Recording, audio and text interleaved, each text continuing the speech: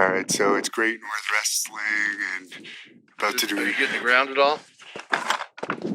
If you move a little bit more this way, I can't get the road. There you go. Yeah, it looks like you're out in the middle of the mountain now. Say it again now. You're Vader, Great North. You're about to do an interview with Great North Wrestling. About to do an interview. All right, ready? Yeah. Whenever you are. Ladies and gentlemen, from the power of the Rocky Mountains and Boulder, Colorado, I bring you the Prince of Power. For it's time. It's time. It's time to do an interview with Great Northwestern. Great North Wrestling. It's okay. Great what? Great North Wrestling. Great North Wrestling. Yeah. I'm sorry. That would have been pretty good, huh? Yeah, that was good. Do I look okay with this? Yeah. All right. Ready? Yeah. Ladies and gentlemen, boys and girls, from the power of the Rocky Mountains and Boulder, Colorado, I bring you the Prince of Power. For it's time. I said it's time. It's big Van Vader time. And it's time to do an interview with Great Northwestern Wrestling. Great North Wrestling, but there's a car in the background anyways. Ah, shit. Yeah, but there's no west. There's another car behind you anyways. It's okay. A lot of people that don't know it. Great North Wrestling. Yeah. But other than that, it's great. I'm just going to back up a little more.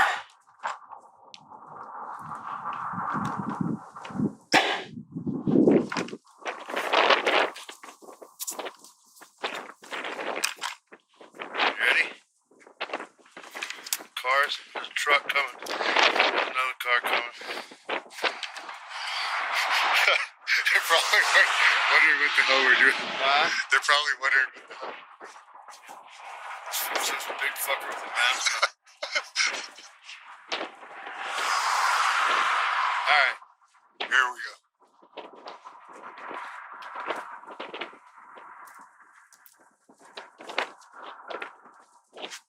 Just gonna move a little closer, sir. There we go. Got it? Yeah. I'm gonna start out with Great North Wrestling. Okay. Keep forgetting it. Perfect. Ladies and gentlemen, Great North Wrestling Company is here in town, right here in Boulder, Colorado. So from the power of the Rocky Mountains and Boulder, Colorado, I bring you the Prince of Power. For it's time. I said it's time. It's time to do an interview. Big Van Vader style. Perfect. Got it.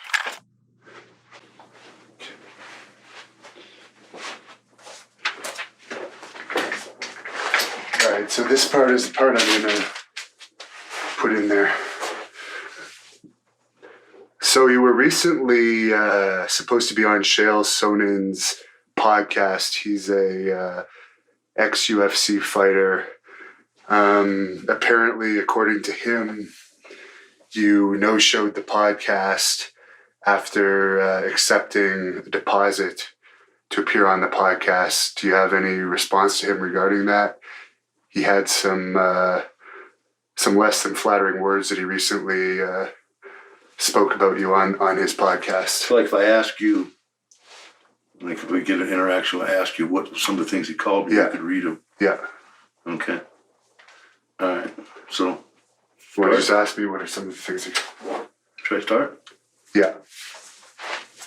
You want to ask me what are... Any beginning or Okay, I'll just re-ask that. Okay.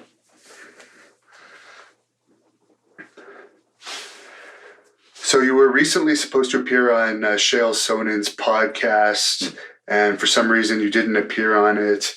He then went on the podcast and proceeded to bash you, basically calling you a scumbag, a carny, a flake, accusing you of writing to him like he was drunk, like you were drunk rather, and accusing you of being illiterate or dumb. Do you have any response to this? Well, you know, first of all, I really couldn't tell you his name right now. Is it Chael or Chael? Chael. Chael? Yeah. Chael. Yes. Yeah. And I had never heard of this guy. I mean, I've been in the business for 40 some odd years now, and I've done podcasts. I mean, I've done Stone Cold's podcast and JR's podcast and Vince Russo's and so on and so on and so on. And obviously I'm doing this interview now, so I'm open to interviews, but it's not like I didn't want to go on his show. But he called me up and it was like, hey, I'm so-and-so. And yeah, I mean, who are you? I had no idea who this guy was. Not a clue. I'd never heard of him. And maybe I should apologize that, because according to him, he's a big deal. And I couldn't even tell you what state he's from. But he came off pretty cocky and sure of himself, which is fine. But he offered me some money, and I said sure. And I think what happened in the process, that he was under the assumption that I knew who he was and that he had a podcast and that we were going to go on at a certain time. Wednesday at 11 a.m. was his spot. And in terms of time differential, it would have been 9 o'clock in the morning his time. So, and it was 11 a.m. my time.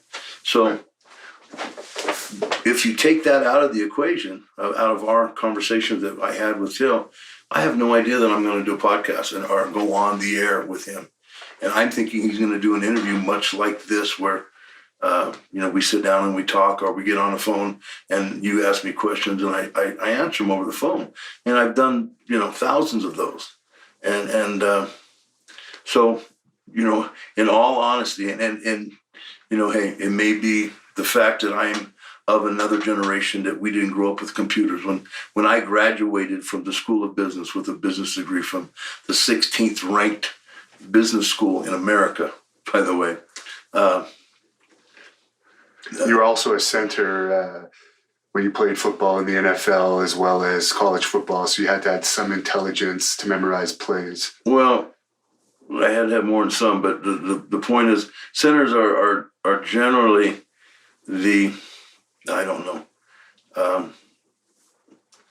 probably the brightest guy on the line, because they're the quarterback on the line. Quarterbacks are the brightest guys on the team, and they have to memorize hundreds and thousands of plays and different variations of plays. And it's probably not quite that extreme with the center, but you have a frontside calls. If the play is going to the right, you have a frontside call and a backside call, and the defense shifts. And then you have to call off and make new calls, frontside, backside, with your frontside guard, your backside guard, and your backside tackle. So, to be a center in the NFL, yeah, you have to you have to have some gray matter between your ears. So, it's offensive to me that this, MAA fighter, and I guess he just got beat by somebody, right? John Jones, yeah. John Jones, and he got beat pretty bad. Yeah. And so, it's not like his career is going well. I hear tell that that could be the end of his career, and I hope not. I hope he gets it back together and tries again. He also recently failed a steroid test and was on a MMA steroid suspension. So, well, hey, I couldn't say anything about that, but but you know what? As far as missing that first, I had said yes, I would accept his money. He made me a good offer for money for my time, and he basically ended the conversation abruptly and said, "Okay, I'll be back at you." And I'm assuming he was going to contact me with a time and a date. But I had no earthly idea that he had a podcast. I had no earthly idea who he was. It's just some guy had called me up and wanted to do an interview. Now, that's my take on that first phone call. And, that's just the bottom line. That's the way it went. As far as the second interview goes, because everyone knows I didn't go on the second one, when he ranted on me, I'm not gonna stoop to his level and talk about some of the things he said or respond in kind. But he he wasn't very flattering to me about that first one. No, one of the things he actually said was, even though he fought in the 206-pound weight class, was the only reason he can't kick your ass is because you're a dinosaur. You know what?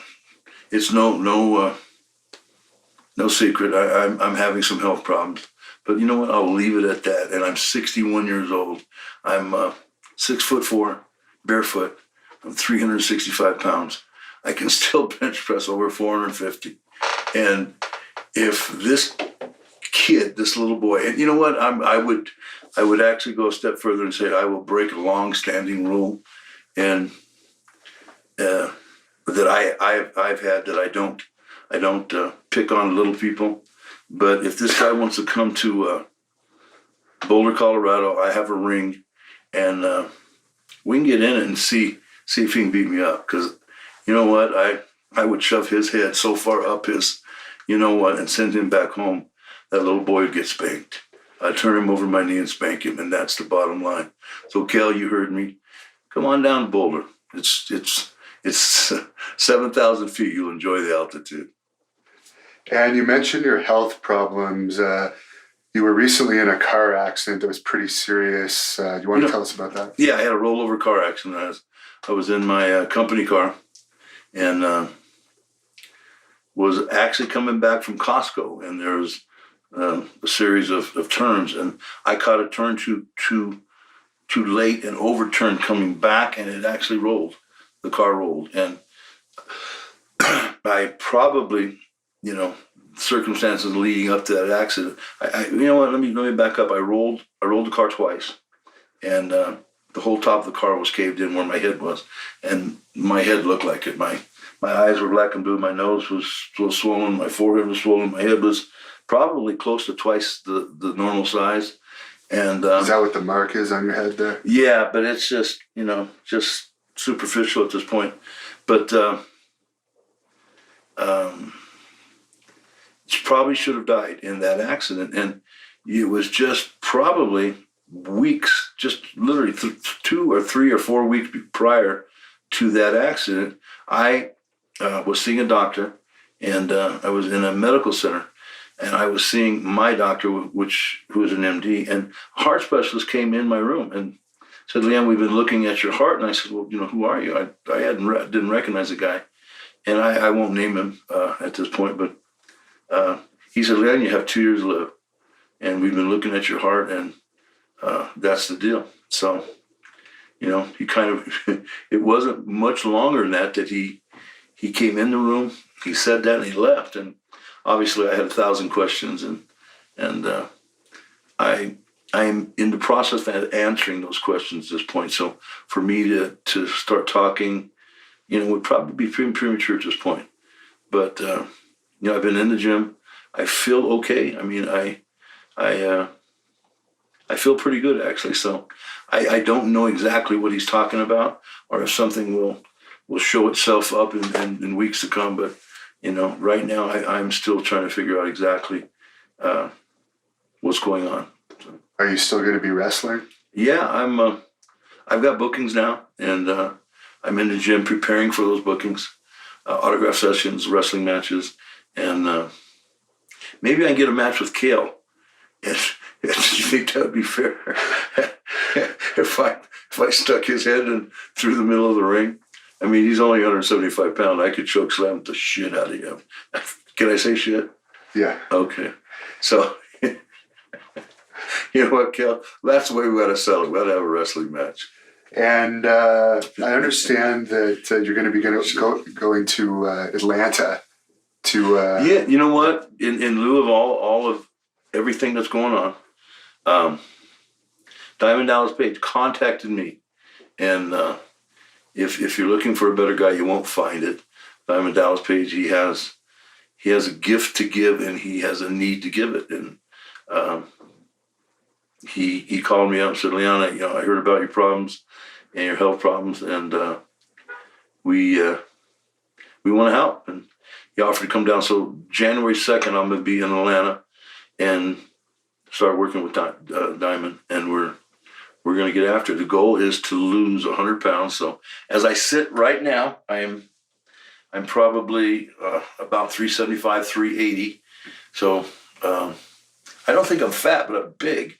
And I've been in the gym lifting and doing a lot of cardio, 45 minutes an hour a day, walking, and then getting off the bike and then doing a 20-minute walk and then going to work out. So I have. You still have an appetite. Huh? You still have your appetite. You know what I do, and it's. I'm supposed to be losing weight, and suddenly, in lieu of all of this news and the gloom and doom and everything that's going on, it's like my appetite has increased, and man, I just keep eating and eating, and that's why I'm working out more, because I have to take all that food into something positive. So. And also, you're not on any specific heart medications now. So maybe if you get on some heart medications, combined with the weight loss, your chances of living longer would increase. I can't comment right now about that, but I do know this, that I've had 3 different doctors in Boulder, express the gloom and doom scenario. And, so it's the top of the second if we were talking about baseball, and I'm behind. So I'm my son has reached out, and we're gonna go down. I'm gonna go down. He lives in Dallas, and we're gonna go down to Dallas, and I'm gonna go to Dallas and see the doctors in Plano. And my understanding is that the Plano heart doctors are the renowned heart surgeons, heart specialists in the United States and perhaps the world. So I've got appointments down there. And then I'm off to see Dallas. So I'm not sitting on this. I'm proactive. I'm just refusing to die. I'm not going to die. And that's the mindset I have, and the mindset I will have forevermore. So.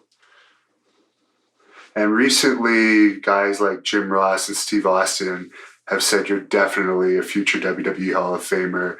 And Mick Foley, since this stuff has come out about your heart, has actually publicly said you should be in the Hall of Fame for 2017 in Orlando.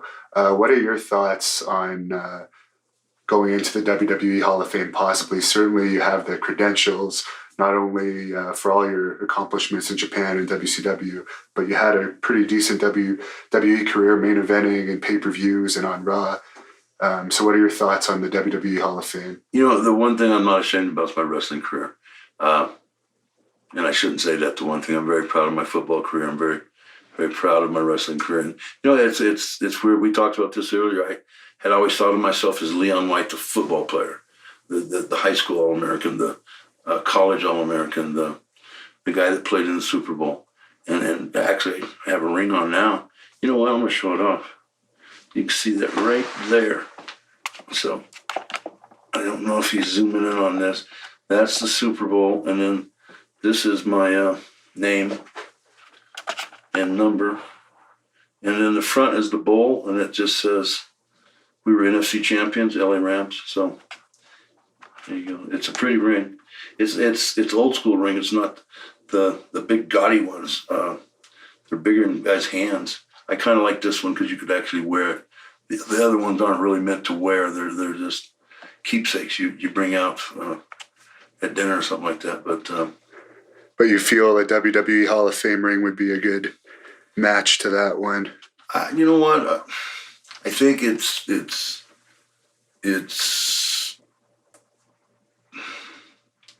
I think it's premature for me to comment.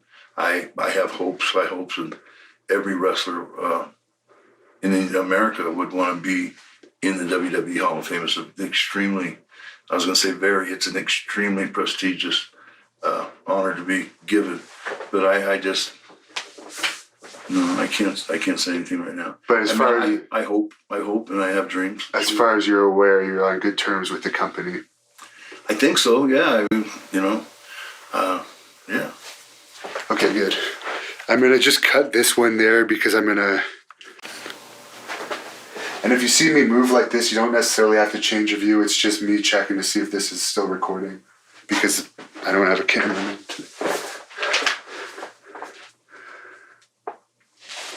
Okay, so you recently were supposed to appear on a podcast with Chael Sonnen, who's a former UFC fighter, recently suffered a pretty bad loss to John Jones and was also suspended for a failed drug test as well a few years ago.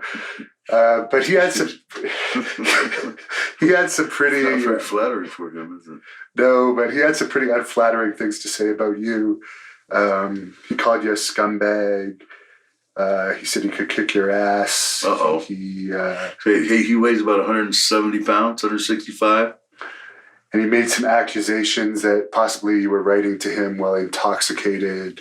You know what? First of all, I haven't drank in 15 years. I quit drinking 15 years ago.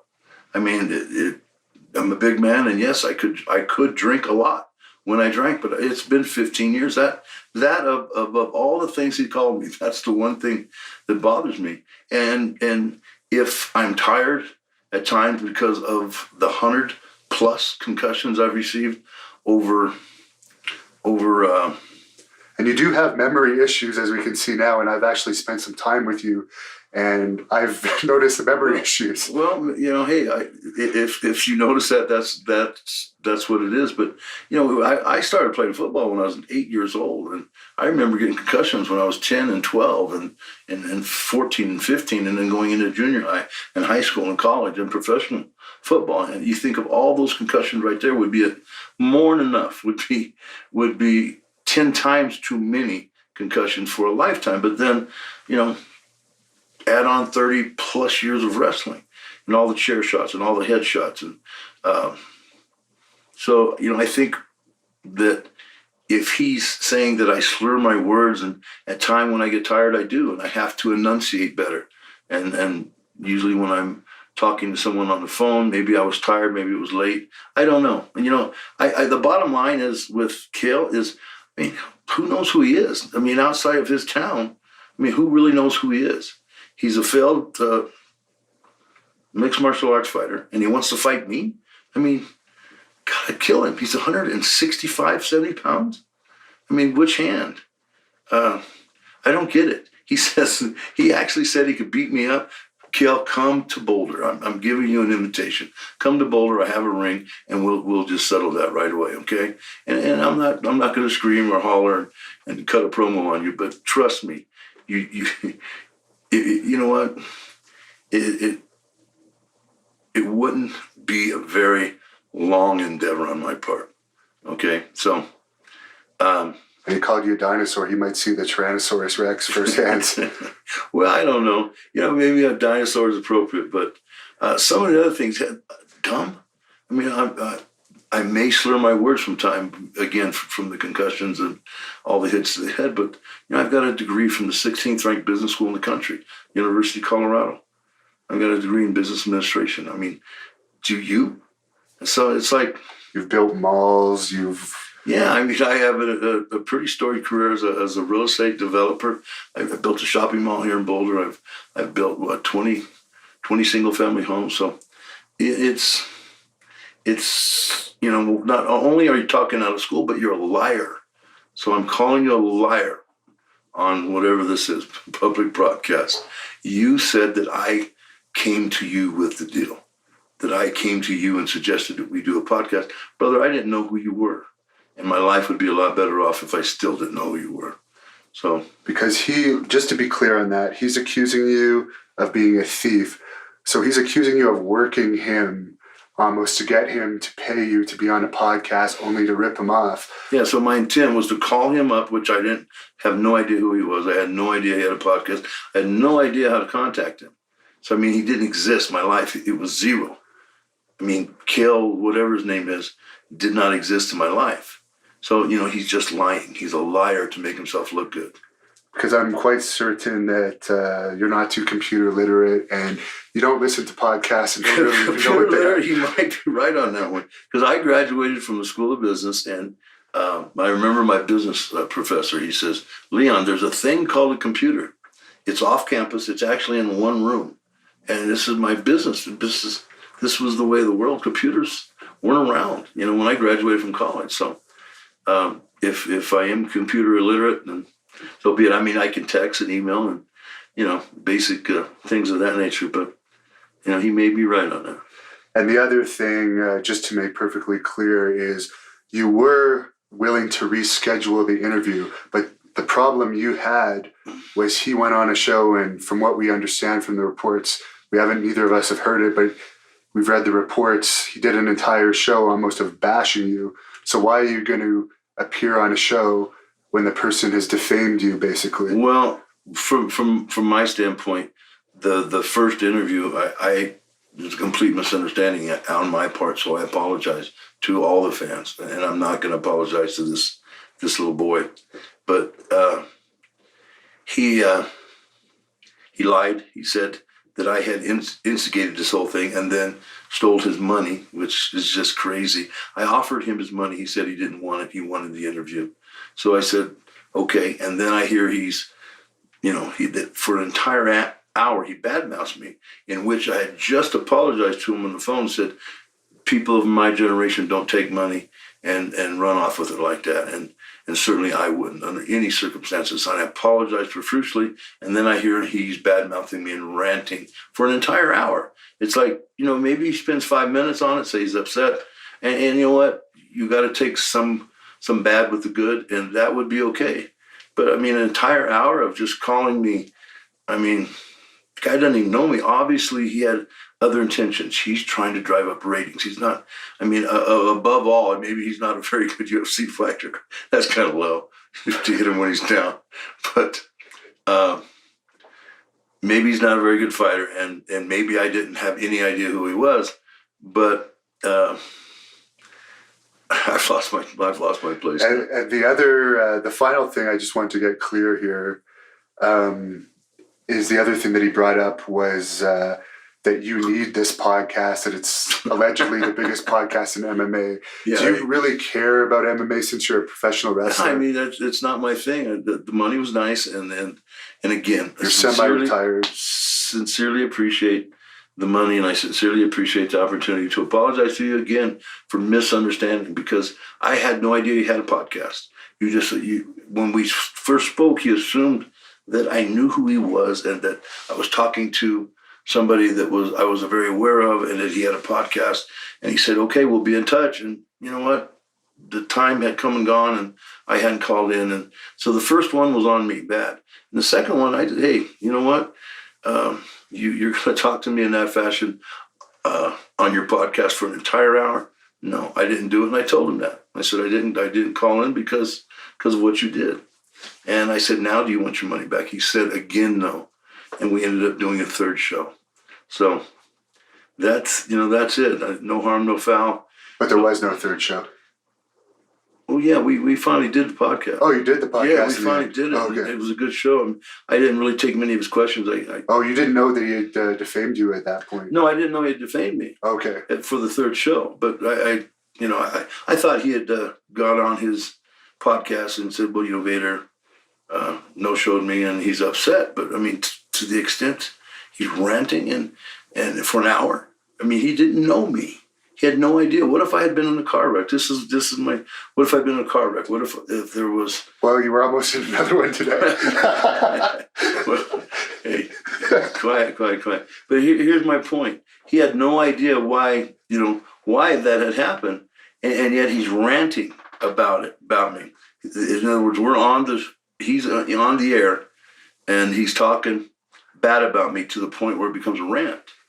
And he doesn't know if I'm in a hospital dying, or maybe I was rushing back to my telephone to call him, got in a car accident. It doesn't show very much common sense. And he's calling me stupid. But the point is that he's obviously after ratings. He took an incident where someone no-showed him and started ranting about it because of my notoriety, and I guess people know me across America, and started making a case out of it, because now we're talking about it, and obviously we're furthering his cause now because he's getting ratings of this. He's going to comment on this, and so. But as far as who's the more known household name throughout the world, obviously we know the ratings professional wrestling gets, and the top stars you've worked with across the world, Antonio Inoki, Hulk Hogan, Shawn Michaels, the list goes on and on. he's trying to bring himself up to your level by Yeah. engaging in this type of thing. Well, he just got beat by somebody, right? John Jones, yeah. And is John Jones a good fighter? Yes. Is he? Well, you know what? I wish him luck in rebuilding his career as a fighter, and I wish him well as a podcast. I actually think he's gone into commentary now. He's not going to be fighting anymore. Oh, really? Yeah. So he's done. He's a commentator. He's a commentator and podcaster, I believe. Well, I wish him well, and enough said about that. So, find you're doing too much about him. Stop. Because I don't want to feed into his hand because that's what he wants. I'm a good editor. I'm a very good editor. Okay. I don't know how to edit that well. Can you just sit how you'll sit in the thing just so I can make sure I got the Like best this? shot? Oh, there we go. Perfect.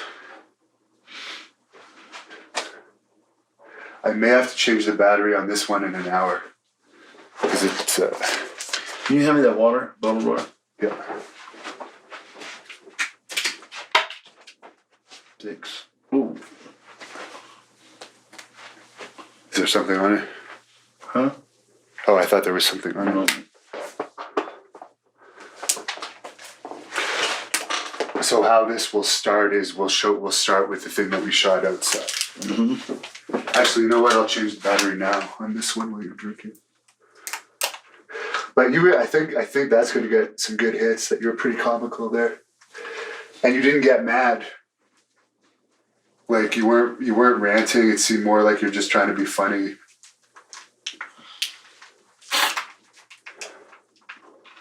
You didn't hit him below the belt either.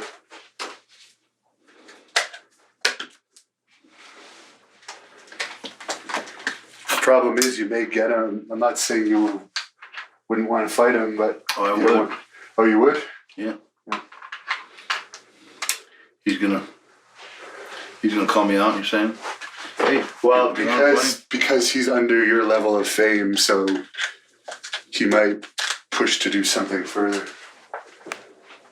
Which I don't know if you'd want to waste your time with, playing? No, I would. unless someone's offering you money. Yeah. That's what I should have said. I should have said, "So that'd be my out. It's not enough money." Well, yeah, you could always say. But in reality, we're also posting the thing about your heart, so it's not going to do anything. Trust me, he's a huge mark. Like his favorite wrestler is Marcus Alexander Bagwell. That's a shoot. Because he recently did an interview with Jim Ross, so I listened to it to see if he would say anything about you to Jim Ross. He didn't. Wasn't that stupid. But he put over Bagwell in that interview.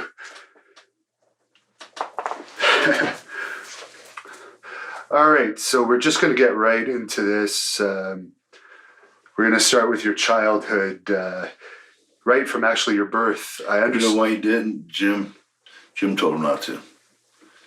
Not that Jim's. He has too much respect for you. No, it's not about that. Maybe a little bit, but it's more that the timing's bad. Jim wouldn't talk about me right now. Oh, dude, yeah. You know, or wouldn't allow someone else to talk about me right now. And it put Jim in a bad light if he did. Because everyone knows that we're friends.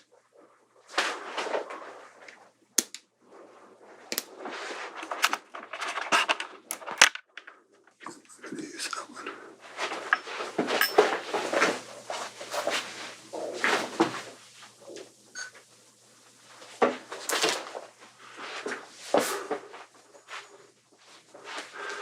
All right, so we're going to start this right at your birth.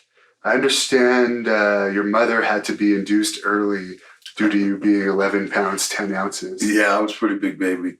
And, the 11 pound, 10 ounce thing is if I go term, that's a big baby, huge baby.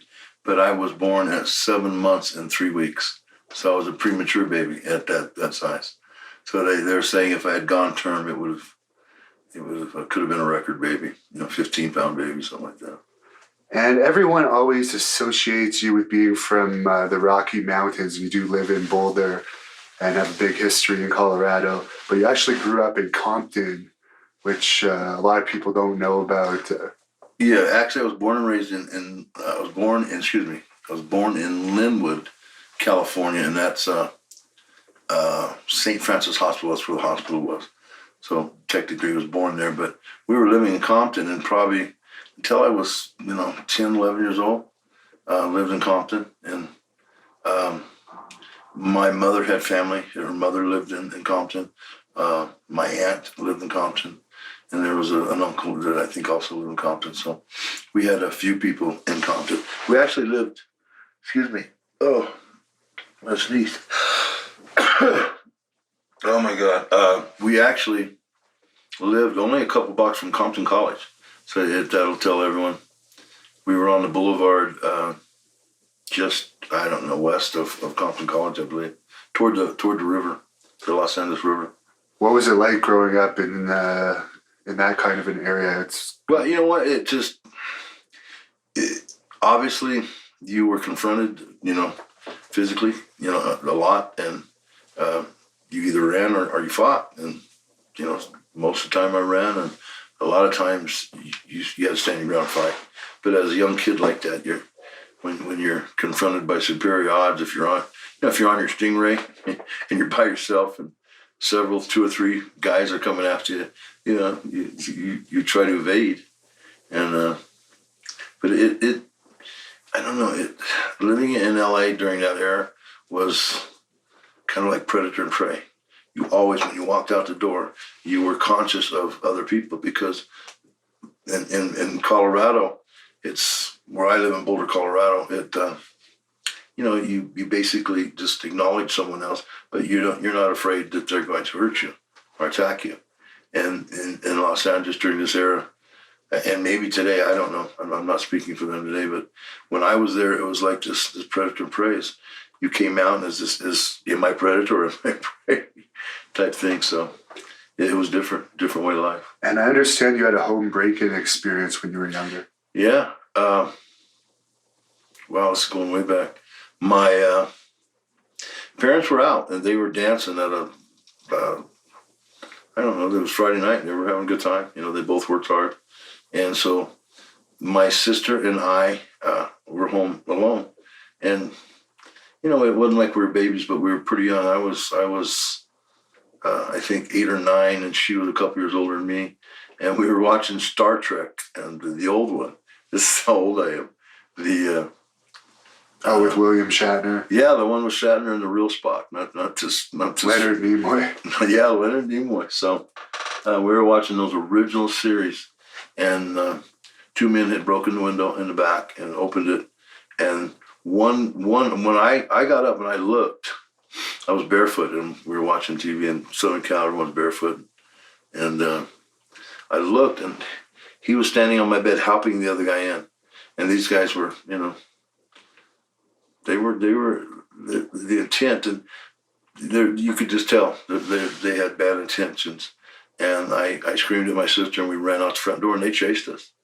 They were there for a reason, and I'll never forget that. And we ran down to a neighbor's house, and he came. Everyone has a gun in LA by the door, shotgun or something. He grabbed his gun and came to our house, and they'd gone. They'd escaped back out the window, the backyard window. And your father was in the U.S. Navy, and I understand he invented something that was... Yeah, he my dad was a very intelligent guy and big, strong guy, and smart. He invented the electric hoist, and the thing about it is he didn't realize what he had, because they made millions of those things, and he sold the plans. He sold the original 2 he made and the plans, and so he still made some money, building them, but good money, but not the millions that we would have had. I'd have been a millionaire, baby. So, but apparently it was enough money to move from Compton to Bell. No, actually, we moved to Anaheim, bought a real nice house with that money. Okay. And then from there came back to Bell, and that's where I went to high school. Okay. And what were some of your sporting accomplishments in high school? I shot put it in track, but really wasn't very good. I mean, I did okay.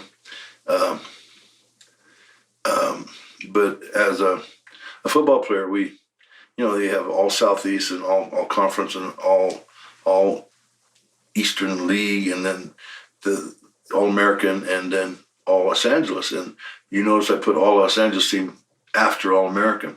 So the team to make when you were a Los Angeles football player wasn't the All-American team, was the All Los Angeles team, because that was the premier team. You figure there's 700-800 high schools in Los Angeles at the time, and that first team All Los Angeles was, the best high school players in America. I mean, and don't get me wrong, there's other ones. There's good players in Texas, and there's good players in Cincinnati, and there's good players everywhere. But you would see All-Americans on other teams that couldn't compete on that All Los Angeles team, because it's just the competition in Los Angeles is just crazy. And what schools recruited you out of high school? Probably 40 or 50. SC and UCLA and Oregon. Nebraska, Oklahoma, Kansas, Colorado. I mean, it just goes on and on. Air Force. Actually, it's going to be the Air Force. I had a nomination, congressional nomination, to attend the Air Force Academy. And what made you choose go to school here in Boulder? You know what? You're in Boulder. It's obviously beautiful. It's actually to the point where it's majestic. It's blue skies and mountains, and it was a very sleepy town. In other words, I grew up in LA with the smog and the traffic, and suddenly I was in an environment where I could go to school and play top football, because they were the second or third ranked team in the country the year before I was coming. And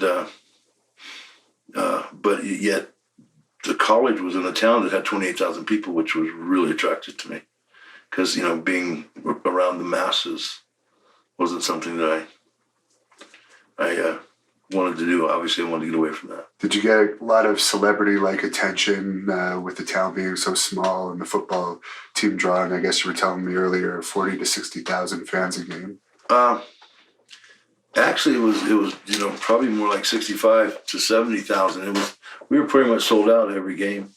But again, we were playing good football, and we were like an Orange Bowl team one year, and Big 8 champions the next year. So it was a good time in my life. I mean, to go to school in Boulder, Colorado, and playing football and being young, wow, that was a lot of fun. So I'm guessing the partying was pretty good too. Yeah, the beer was cold and the women were pretty. And you ended up being drafted 80th overall by the LA Rams after college. What was it like going back to LA? Great. I mean, it was a homecoming. The problem that put a damper on that party was I was a projected first-round pick, and actually the first 2 or 3 picks in the first round. I was number 1 ranked center in the country. I had played guard as an All-American guard. I was a preseason All-American at tackle throughout the course of my career in Colorado, and ended up at center. But I ruptured a patellar tendon just 6 weeks before the NFL draft, and was still drafted the 80th pick, which is extremely respectable. And so it was a homecoming, but it was a damper. I actually flew to LA with a cast on, and I had to fight my way up from there. Is it true that you made the front page of the LA Times when you were signed? Yeah, because of the front page, man. It was, all those girls that, the homecoming queen and the homecoming princess and all those really pretty girls that maybe you just couldn't quite date because, you weren't good enough looking. Well, suddenly I was good enough looking. So I had the big car, and I had bought a fourplex on the beach in Belmont Shore. So it was a lot of fun going home. And the thing is, you were always known as a very strong person. And I imagine around the time you were in the NFL, you were probably at your strength peak. What are some of your lifts that people might want to know about? I had done a 580 bench at one point in my career, and I was, as a Ram, I was pretty strong. I think I was better known as a wrestler for, because you get beat up in your wrist and your elbow, and the bench press kind of goes away. Mainly you bench press for reps, 315, 365, stuff like that. But I could take 365 pounds behind my neck and jump press it 15 times, just a straight military press. And that was pretty good. That's world class. And you're one of the lucky few that got to play in the Super Bowl. Very few wrestlers actually have played in the Super Bowl. I guess Steve McMichael might be one of the other few. It was Super Bowl 24, I believe, against Pittsburgh. Mm-hmm. What was that like playing in that? It was surreal. I mean, and you actually had play time, correct? Yeah, it was an accumulation of a lot of hopes and dreams, and although it wasn't where I expected to be at that time, because of the injury coming in, I didn't have the higher pick. As if had I been drafted in the first round, I would have went to a lesser team where Los Angeles Rams is a Super Bowl team, and they're loaded. I mean, they've got all pro linemen and all pro wide receivers and all pro. So it was a different situation being drafted in the third round rather than first. How many years did you have in the NFL total? I think 4. And what led you to switch over to wrestling? Well, necessity. I mean, let's face it, 4 years isn't. I mean, it's a cup of coffee. That's all it was. But it was, the Super Bowl made it bittersweet, because you got to taste and you wanted more, but you had to leave. The injuries were just too much. Well, no, they just said, Leon, it's just not going to work out. They were looking for a player that was making less money and had 2 good knees. And in all due respect to them, you couldn't argue with them. I mean, I was pretty beat up at that time, hadn't ruptured my patellar tendon. So. And I heard a story that you just walked backstage at an AWA show when you hadn't got into the business yet and actually ran into Bruiser Brody. Is that? Yeah. I had gone down there and for some reason I thought all wrestlers were huge. And I remember I was a very comfortable 315 pounds, and I had ballooned up, 385, 390, just to go to this show. As Gene Reed was the promoter, and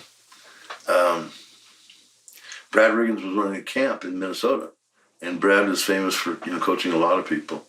Brock Lesnar and Kurt Hennig. Bradshaw, even, I think. Bradshaw, yeah, myself. Rick Steiner. Rick Steiner was his other. Yeah. His Brad Riggins' list is extensive. Rick Steiner actually told us a story about you going through a wall with Riggins. Yeah. Well, see, Brad was in the 1980. Was supposed to be in the 1980 Olympics, and he was the odds-on favorite to win the gold, because in 1979 he had beat the Russian that won the gold when we boycotted in 1980, and so Brad was, as good as it got, period. And I was big and strong and lifting weights, but we had locked up and we were tussling pretty good, and boy, he planted his hips and he went one way and I went the other, and I went right through a wall. It was funny because I remember that I had knocked the door. It was actually a restroom, and I had knocked the door off, and it was on my head, and I was staring at the toilet. So it was pretty humbling. So you want to be a wrestler, well, this 5'10" who's substantially smaller than me, coach just threw your ass through a wall. So what are you going to do about it? You get yourself up, and you get back in line, and you do it again. Right? Did he have an actual ring, or was it amateur wrestling match? No, he had a ring. And we did both. What he had is he had a beautiful home, and he had it was an indoor pool, and he drained the water and cemented the pool over and put a wrestling ring on it, and started a school. So it tells you, wrestlers love wrestling. What was your connection like with Rick Steiner at that time? He was one of the guys, and Rob is extremely strong and extremely athletic, and one of the best wrestlers ever, I'd say. I guess Scott Norton would have been trained by Reagan too, wouldn't he? Yeah, sure. But he was after me. After you. And did you have much contact with Vern Gagne? Obviously, you had some. Yeah, I went to work for him, so quite a bit, actually. He, basically during camp, he had come over and, watched me. And there was another guy there, another football player named Greg Boyd. He was watching him, and, the other guys in the school. And so that was it. We were going to graduate from school and go to work for him, and that's exactly what we did.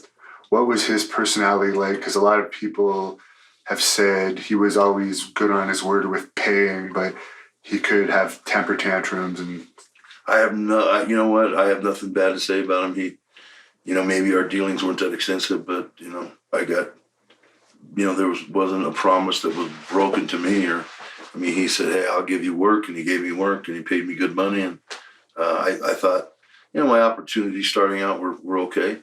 And then, he called me in his office, and Big Otto Vance was there in the AWL.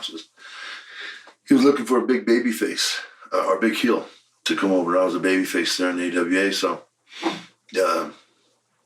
Big Otto, needed someone my size to, come over and fight him because he couldn't get sympathy. He was what, 400 pounds and a little shorter than me. So, how'd you like to go to Europe? And this kind of pay you could get. And sounds good. Beer's cold, so I wanted to go. Yeah. How popular was wrestling in Europe in those days? Jesus, crazy. We were like the talk of the town. We would travel around from town to town, and we would see there. Rather than spend, a day in a town and then move on to the next town, we would spend 6 weeks, 8 weeks, maybe longer, and we'd have a tournament, and people would follow the tournament.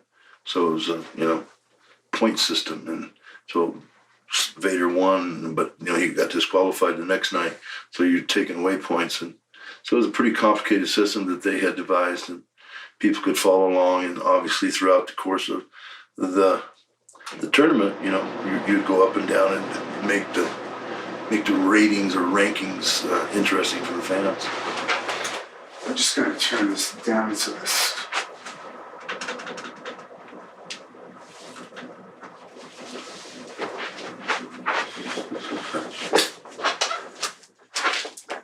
And back to the AWA, how did you come up with the Baby Bull name?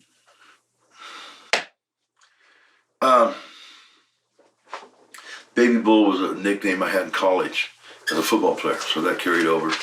And then Baby Bull turned into Bull Power to the Bull, and then finally all that gave away to Vader when Inoki gave me the Vader character. And I understand you had quite a few matches with Bruiser Brody when you first started. Yeah, if you could call him that. He didn't have much patience for guys starting out, and so I earned my money, let's put it that way. What was he like outside of the ring? Did you have any contact with him? Not much, no. He was pretty quiet. I think he hung out with Stan Hansen, and they'd get together in a room and drink beer and he'd talk. But other than that, he was pretty quiet and to himself. Did you really have to fight for everything you had in those matches? Yeah, sure. And what did you think about... And then sometimes it didn't work. Was he just a temperamental guy and just... No, I wouldn't say that. He knew what he wanted to do. And, if she didn't want to sell for a guy starting out, he didn't have to. He was that big in the business. And what did you think about his murder that took place? I don't know enough to talk about it other than I was shocked and saddened to lose it. A great wrestler. Is there any reason why you never wrestled in Puerto Rico yourself? Yeah, because of that. I had got offers. I was in my early part of my career in Japan. I just started for Inoki. And Masao Hattori, the referee in Japan, everyone probably knows him. And he said, I gave your name to Carlos Colon. And I said, I won't go. I wouldn't go. I couldn't see myself in a dispute over money or a finish or, and having to defend myself and say, no, I'm going over because you promised me I'm going over, and not being able to back that position up, because you couldn't leave town. So it's just a situation you don't get in. Because I understand that he was owed quite a bit of money at the time of his death. Do you think it had something to do with money, why the office kind of helped the murderer get away with it? But I can't, really, I don't know. I'd like to comment, but I can't. And you brought up Stan Hansen. There's quite a few parts of your career connected with him, but what about those early AWA days? Between Brody and Hansen, I think, two of the best big men ever. God, how do you get better than Stan Hansen? Stan could work 30 minutes, he could work 15, he could work in Japan, he could work in Puerto Rico, he could work Texas. I mean, he can work anywhere. And same with Brody. I mean, it's unusual to find two talents like that so closely together, in terms of time. Was it similar to Brody in those early days wrestling Stan, where they wouldn't be willing to give much to a newcomer? I don't know. I think they both were basically, respect is earned. In other words, if you put the time in, but didn't know what you were doing, they wouldn't give it to you. But if you were prepared to take the next step from just being a total beginner, they would explore with you a little bit. Were you in the company when Stan walked out on the company as champion? Yeah. I remember he had a belt and he had taken a hammer to it, and he was hollering, and boy, no one did anything. He was romping and stomping. Huh? Was this in the dressing room? Well, yeah, just, I don't want to. Stan and I are good friends. I don't want to. But he did tell us that something had happened to the belt, so he didn't deny that. No, he tore up the belt, and then he took his truck and ran it over. So, what was the reaction like in the dressing room in the weeks after that? With well, hey, life goes on. As soon as when someone leaves, it's like it's over. It's like, hey, next. And was Mad Dog Vachon around the AWA at all at that time? No. And you teamed with Scott Hall and Kurt Hennig a bit in the AWA. Yeah, rode with them a little bit, and that was when I got to know Scott Hall. And Scott and Kurt were good friends, and they were a good tag team. They were a very good tag team, and I got to 6-man with them, or 3-man, in a triple with them. Was Scott always a partier even in those days? Or? No, it's that Scott, quite the contrary. Scott was, eating tuna before the matches, and he looked fantastic. He looked 300 pounds, no waist, and just imagine Scott with no waist and, just all muscle. So. And I guess when you first were going to go over to Japan, originally it was going to be for All Japan. Yeah, I'd started out, I was told I was going from Europe and going home, and then they were going to pick up my ticket and fly me over for a 5-week tour with Baba. And really, Nick Bockwinkel said to me, Leon, this is a bad move. I mean, they got Stan Hansen, they got Bruiser Brody, they have, you're going to get buried on bottom in that opening match. And instead, I debut against Antonio Inoki, who, had how did you end up going to there, though? Had star status above what Hogan was in America.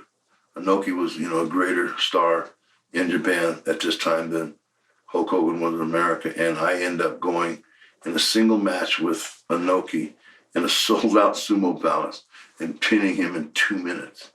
So you think about what if I got buried on the bottom against, because you're talking about Brody and Hansen and DiBiase and Race and Snuka. It just, and the list kept going. Steve Williams. I mean, it just kept going over there. So, you could have got buried under there for a long time. What was your reaction when you found out that you were going over Antonio? I didn't know until the very last minute. And it's like, I just, you just keep your mouth shut and, get in the ring as quick as possible before they change their mind. Because has that ever happened to anyone in the history of professional wrestling? I mean, good Lord. And I understand there was a riot there due to that, and you were actually... Well, see, he was on about a 9-year winning streak. And when I beat him in 2 minutes, they got pissed off, legitimately. And they were rumbling and grumbling, and then they sit on pedals, and they lit them on fire and started throwing them at the ring at me. And, wow. So it got pretty scary. And so they ran me out of the ring, and then they said, no, you can't go to the locker room. Because I went to the locker room, and they have cold beer there. Match was over, so I grabbed a cold beer and sat down and, started unlacing my boot. No, you have to leave. You have to go. because they were coming down the hallway, I guess. So. And I understand that New Japan was actually banned from Sumo Hall for a while after that. Yeah, quite a while. And those fans are used to are normally quite reserved, particularly in those days. Well, yeah, they're disciplined, reserved. I've heard that Antonio, on his status, there was almost like an emperor status. He's a senator now, and he's looked at with just amazing respect, married to a movie star. Would that be right? He's like bigger than a movie star almost there. Yeah, well, I mean, if, Hulk Hogan in his prime in America, I mean, he had movie star status, right? He was a movie star. Yeah. And would you say he's at the level of The Rock?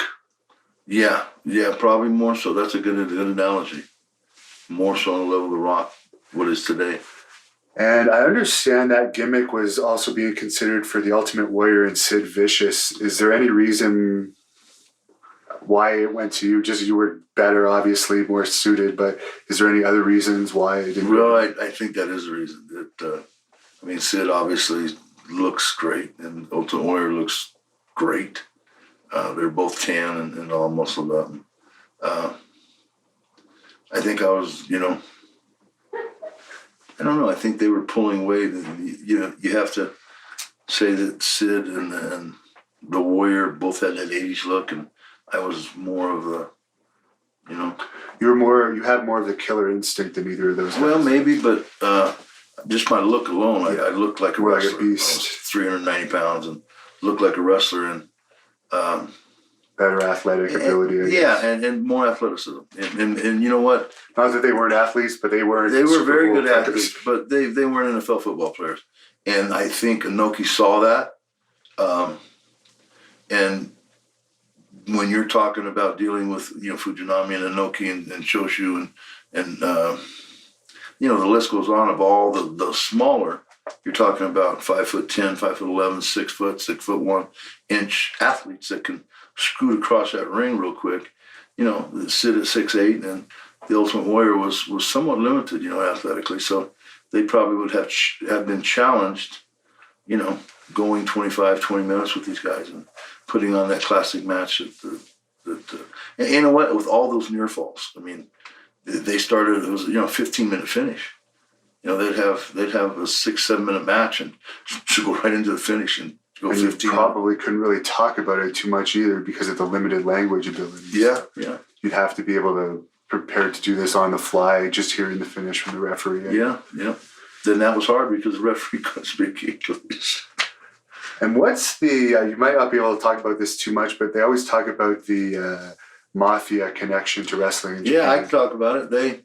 They were definitely there, and I don't think they owned the wrestling companies. The wrestling companies were owned by wrestling people. Maybe they had some people on the board, but more so I think they owned the television company.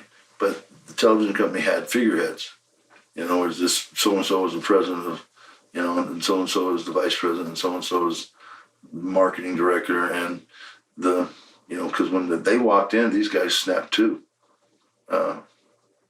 And that was the real power of the television, and that was the real power of Japanese wrestling was the TV, because without that, you were them dry. Is it true that those guys would take the top wrestlers out for dinner and stuff? Yeah, sometimes? yeah, those are good stories, wine and dine and food, and then it was like you'd be out with a group of these guys, and they're all sitting around. They're used to being catered to, and they would have waiters and waiting on them and waiting on us, and suddenly one of them would say, "Come here," and he would whisper something in my ear, and one of them had said, "Well, we want you to serve all these guys drinks." And I was supposed to be the world champion, and big deal, but it wasn't beneath me to do it. I said, "Yes, sir." I mean, I knew where I was and what was going on, and that was his way of saying, "Hey, you guys are great, and we want you here, but don't make a mistake." And I hear that Antonio Inoki would sometimes give you like treats in your hotel room after, like a massage, or Yeah. is that the kind of stuff they had? Yeah. Well, and it was like, Not him giving the massage for anyone No, doesn't no, get this, no, but No, he would send a girl over and great massage and great company, but we would do good business, and I'd be on top for. I think we sold out. I guess to just we sold out from my debut in the Sumo Palace for like 2 years after that, straight. So, I mean, business that gimmick and that helmet blowing smoke, really turned things around. speaking of that helmet blowing smoke, do you still have that? Yeah. It's in my basement. The horn broke.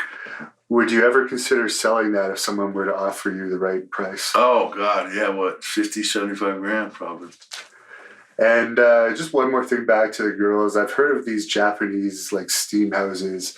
What exactly are these bath houses? There's bathhouses, and you know what? Those are public bathhouses, and pretty straightforward. Nothing, They serve alcohol. Yeah, you can, you can go in there and you get a hot tub and a cold tub and an electric tub and a mud tub, and you can get a steam and a sauna. And then, the neat thing about it is you would, completely unclothed, and then you would shower. You would have this, your soap, and you do your nails and your toenails, and, you'd really get clean and soap yourself from head to toe. And then you'd get in a steam bath, and then you'd get in a cold bath, and you'd really relieve yourself, and you could wash again.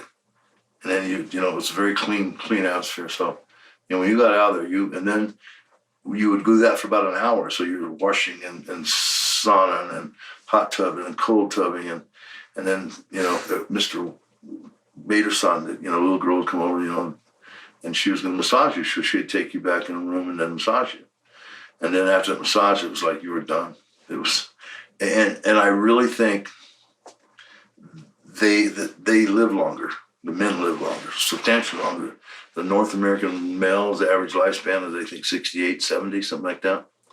And they're all living in, I haven't checked it lately, but it was like early 90s, late 80s, average. So, I mean, it's substantially longer. And you ended up becoming the first gaijin, for anyone who doesn't know, non-Japanese wrestler to win the IWGP Championship in Japan, which is the highest title in Japan. What was that feeling like, winning that title? And do you want to just explain to people like how important that title is? Well, yeah, it's kind of a landmark title. I did the first non-Japanese to ever have it. So yeah, that's kind of an honor. I think even more of a distinction was I became the first wrestler. I mean, Japanese or American, and this is saying a lot, because to ever win both Baba's title and Inoki's title, All Japan and New Japan, having both. And I had one 3 times and the other one 2 times. So, and then, of all the companies over there, All Japan, New Japan, Noah, and UWFI, so the 4 companies over there that I work for, I've got world titles in all 4. And no one's ever done that either. So that round robin there, that triple, is, let someone do that. Would you say that probably of all time, other than maybe the old NWA title, that like as of now, the IWGP title is still probably the most important title, considering that the WWE titles have been killed pretty much? I don't know. I mean, the WWE, there's a few of them now, but I think the WWE World title, to me still, I mean, the IWGP and the WWE right there together, but I mean, the WWE is still pretty prestigious. And what was your feud with Riki Choshu like? That was a pretty long win. Yeah, Choshu was a good wrestler. Again, that's he's short 5'11", and very powerful guy, 270, and very, very quick, 270, 280 at 5'11", and he was a great worker. He had a great sense of timing. So, but that's the kind of, I think, worker that the Warrior or Sid would have maybe And who knows, maybe they would have tore it up for him too. So, but I'm just saying athletically, I think that would have been more difficult for him. But as far as the talent goes between you and Sid and Warrior, you've had numerous 5-star matches in your career, which is something that I don't think Sid can say he had a 5-star match. I don't know. The Warrior. Sid. I like Sid. Sid's a future Hall of Famer. A Warrior is a Hall of Famer. And, hey, I'm not. So. And your popularity in Japan at its peak, I understand you were in television ads. You want to just talk us about how big you were there? Yeah, I was doing commercials and personal appearances were the money was good. Because they really paid for personal appearances where you come to their place and sign some autographs and shake hands and things like that. So I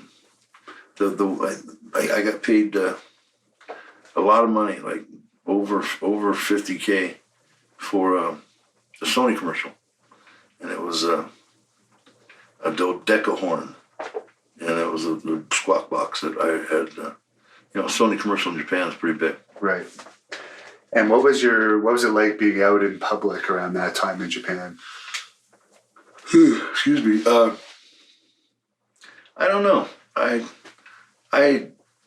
enjoyed my time in Japan. I once you get used to the environment and you get used to the schedule, great place to work and make money. So it was a great opportunity for me and a great honor to go over there and work.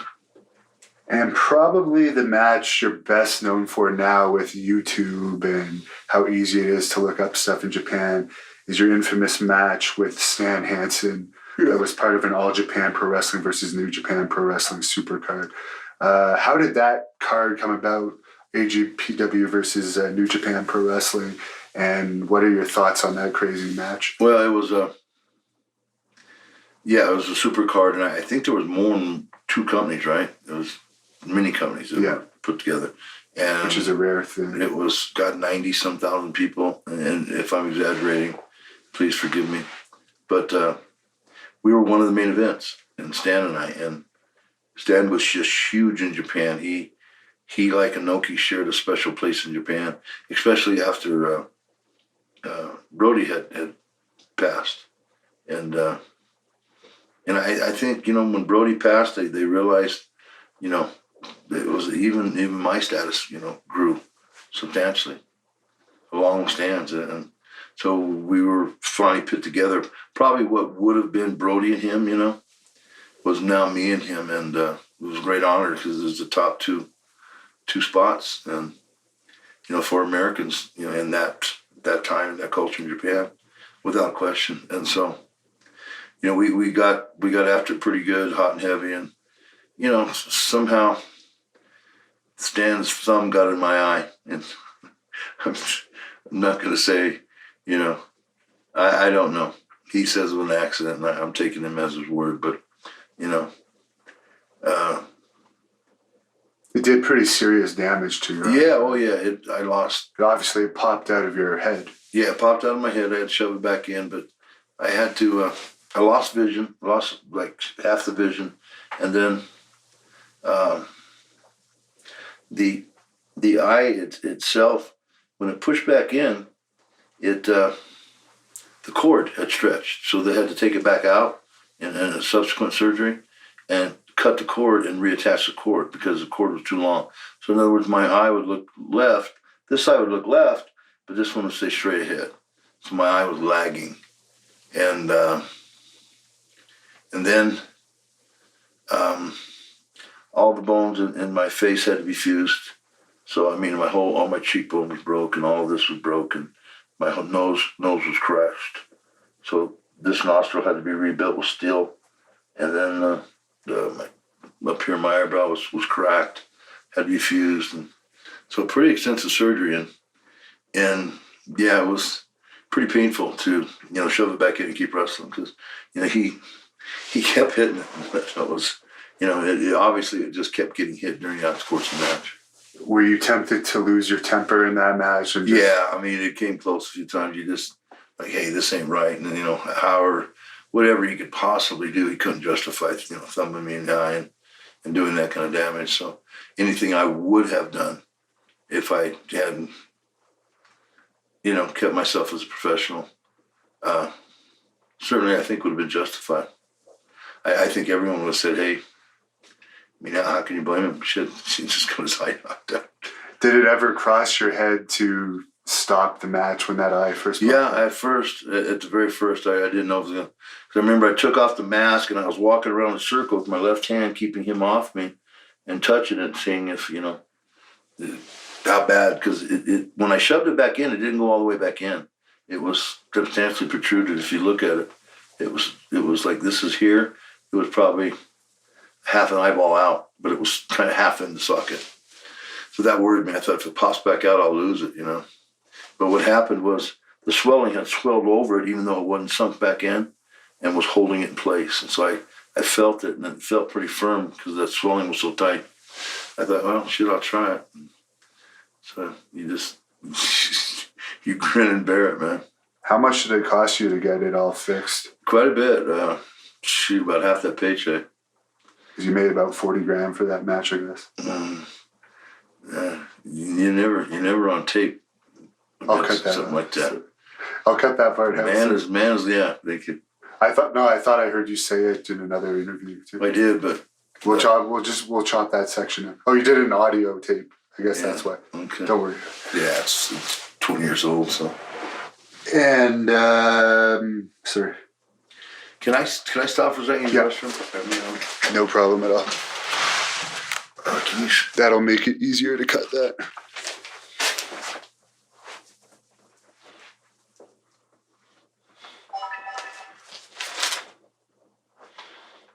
So, you put these out one at a time?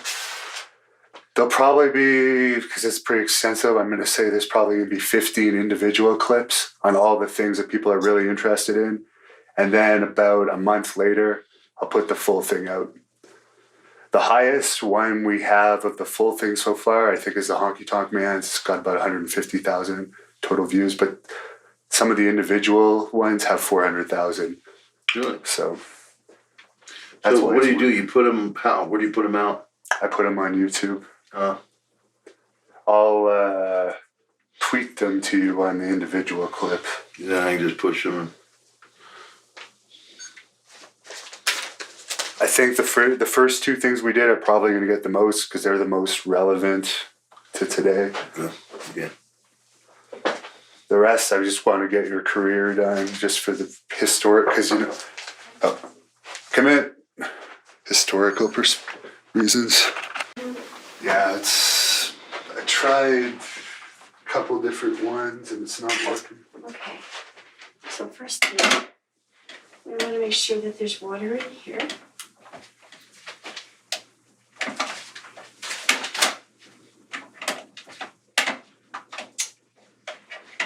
Do this. I think you had to pass it down There we first. go. Okay, so there is plenty of water. It just makes the sound and no coffee comes out. Okay, so we're going to press this first. When it's done heating, that's when the water's going to start dripping. It takes... Yeah, but it won't. It just never drips. That's what. How long are we waiting? I've tried it. We tried it. Probably about. Oh well, now it's gonna work because you're here. Because I'm here.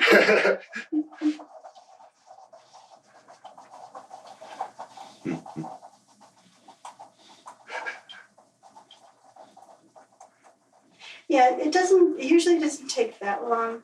It just takes like a few minutes to kind of get hot. Because like this is what came out on the last one. Okay. Yeah, it looks like you're not getting a full cup because it's maybe started to drip into this cup. Was this? No, that's a brand new. Oh, okay. No, never mind. I did take it that back. about an hour ago. I tried. Either way, it appears that we got one now. So. It looks like it is working okay now, but if you do need extra coffee, let me know. I'll run you some more up. Okay, perfect. Okay. Thanks a lot. Mm-hmm. I'll just use the bathroom too. Of course, she's gonna make me look stupid. Of course, she's gotta make me look dumb. Of course.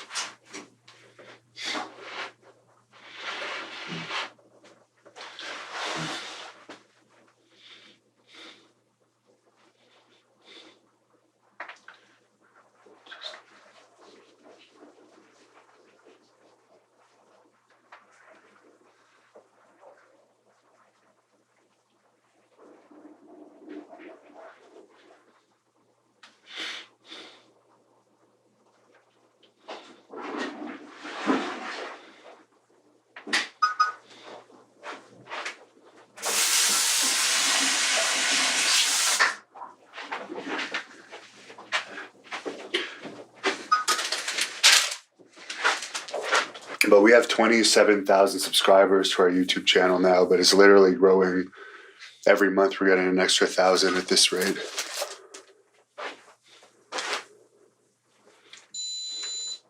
So how do you recoup your expenses? I mean, By making the company more popular, make more money off of my gates, off of what? off of my house, off of my like house gates when I put on Yeah, events. sure. Because it's a wrestling company mainly that I run.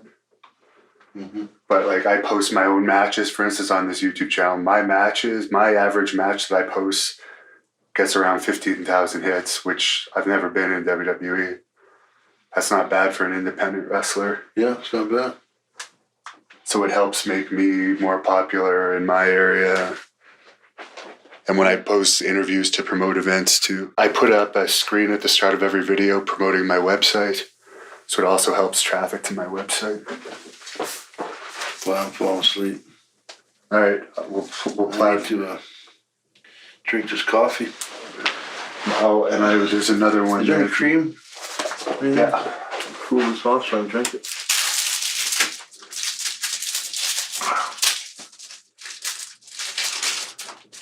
It's only the shitty powder kind, but Well, I didn't sleep last night. there is cream in the.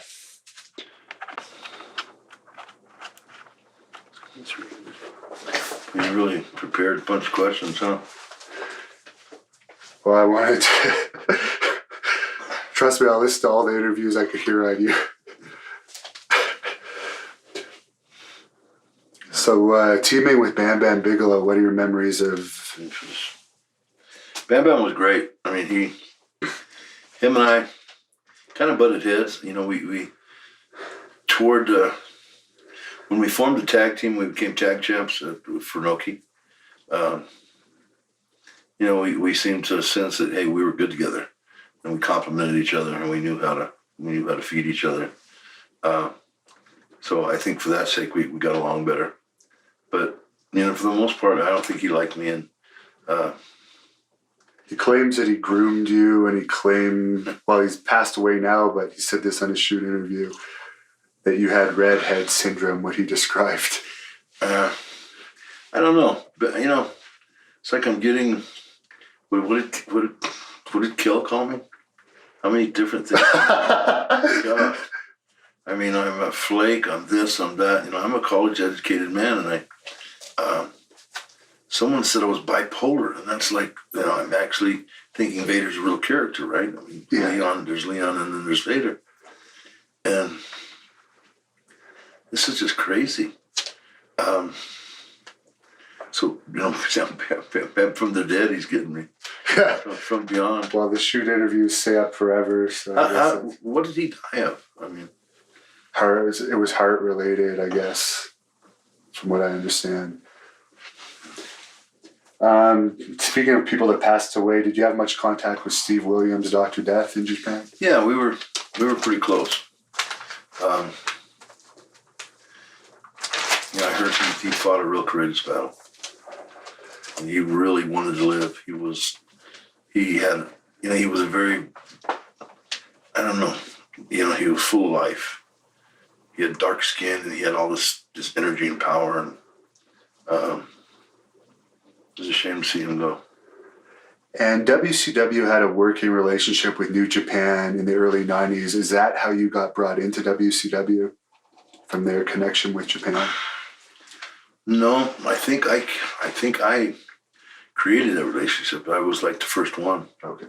And Would it have been Jim Ross? I had initially contacted Jim Ross, and Jim said, you know, he would give me some shots at X amount per shot. And that's how I was initially working for New Japan full time. And when I came home, I would, you know, they would know I was coming home, and they'd say, okay, we got this trip home, we got 15 dates for you. You know, and this trip home, we have so many dates for you. So that's how they booked it. But it's all started with Jim Ross, and of course Dusty. And Was Bill Watts head of WCW at that time? yeah, he was. At some point, he was. I don't know if he was initially. So Would it have been Jim Herd initially? yeah, Jim Herd initially. Did you get along well with him? Ric Flair always puts Jim Herd down, but I've heard other people say I didn't have any dealings with him, so I was coming in and out. I wasn't a salaried. I was just making so much a shot. Bill Watts seems like the type of guy that would have liked a wrestler like you. Did you guys? He did. I never had no trouble with him. He let me do my thing, and I was drawing, so he just let me go. I guess Eric Bischoff would have been an announcer when you first came to WCW. Yeah, and Eric, initially didn't know much about wrestling, and I think he's probably the first to admit it, but he learned pretty quick, He never really has much good things to say about you. Was there any heat? Eric, yeah, we had heat. I was trying to be nice, previously, but yeah, we had heat. I think at some point he was making wrestling decisions, and I questioned him, and so. What I always find personally funny about Eric Bischoff is I think WCW only profited for about 1 or 2 years while he was in control of WCW, and he's always talked about sometimes as a genius for creating the NWO, but the company never really had long-term profit. Kevin Nash created NWO. Kevin Nash, that was Kevin Nash's brainchild. That's Shawn Michaels got up at the Hall of Fame banquet, Oh, because you were at the Hall of Fame banquet last year. And Kevin was being inducted, and Kevin Nash created the NWO, as far as I know, but it wasn't Eric. And you were paired with Harley Race, the legendary wrestler who we've also interviewed as your manager. What was that like, being paired with such a interesting guy? Well, for me, obviously, it was somebody that you respected, and somebody that had been there, done it, and I felt honored to be with him. And when you wanted a spot, Harley, what about this situation? What would be, this is what I have. Can you come up with something better? And 9 times out of 10, he would come up with something better. So he was, we would ride together in the car, and we would, it just, he would never tell me anything and he would never criticize me ever in front of anybody. But we'd get down the road driving, Harley loved to drive fast, and he'd, 120 mile an hour down the big wide Atlanta roads, and he would say, what made you do this instead of this in this position or in this situation? And, that type of teaching, that comparative shopping type thing, I did this, but you're saying I could have done this. Oh, I see how that could have worked better. It would have fit into the next thing. And so it starts getting, this is where wrestling becomes beyond. In other words, people say, well, wrestling's fake, wrestling's entertainment, wrestling's this. And when you get on the level that Harley's at, a guy like Harley Race is at, this 50-year wrestler, Hall of Famer that, understands the game and the ability to tell a story with your body physically. It's where it gets very, very hard to do, hard to duplicate. Just realized I didn't move this back. Sorry. Thanks. No, sorry. I just noticed on the screen the lighting was a little bit. Is that all right? No. There? That's a little better. Maybe if I put it behind. Yeah, that's better. Sorry, it makes a difference. Yeah, that's better. And you had a famous feud with Sting that went on a long time. You had some great matches with Sting. What are your memories of working with him? I don't know. I would say it's one of the better feuds in wrestling history. There's been a lot of great feuds. I'm not saying it was the best or the top, but I think it would rank up there amongst the top, certainly. And it's just, we never had a bad match ever. And it was just like gold with him. I mean, he knew how to sell, for me, and he knew how to come back, and he knew what I wanted to sell for, so we got to know each other very good. Would you consider him your favorite opponent? Or up there? I don't think I have a favorite, because there were so many in Japan, and, so many in the WWE, and, and then Cactus Jack. I mean, Mick and I, we had a great feud. you know, Ric Flair and I mean, we did a lot of good business at WCW.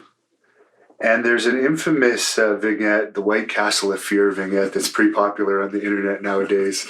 What were your thoughts on making those WCW Well, vignettes? Sting hated it. He hates it today. He said, "Oh God," he was embarrassed to do it, and I thought it was kind of cute, corny but cute. Yeah.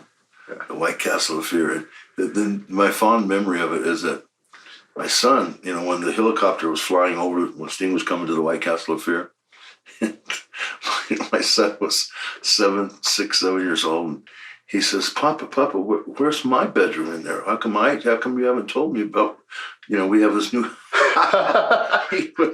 he was almost in tears. And I get a kick out of it.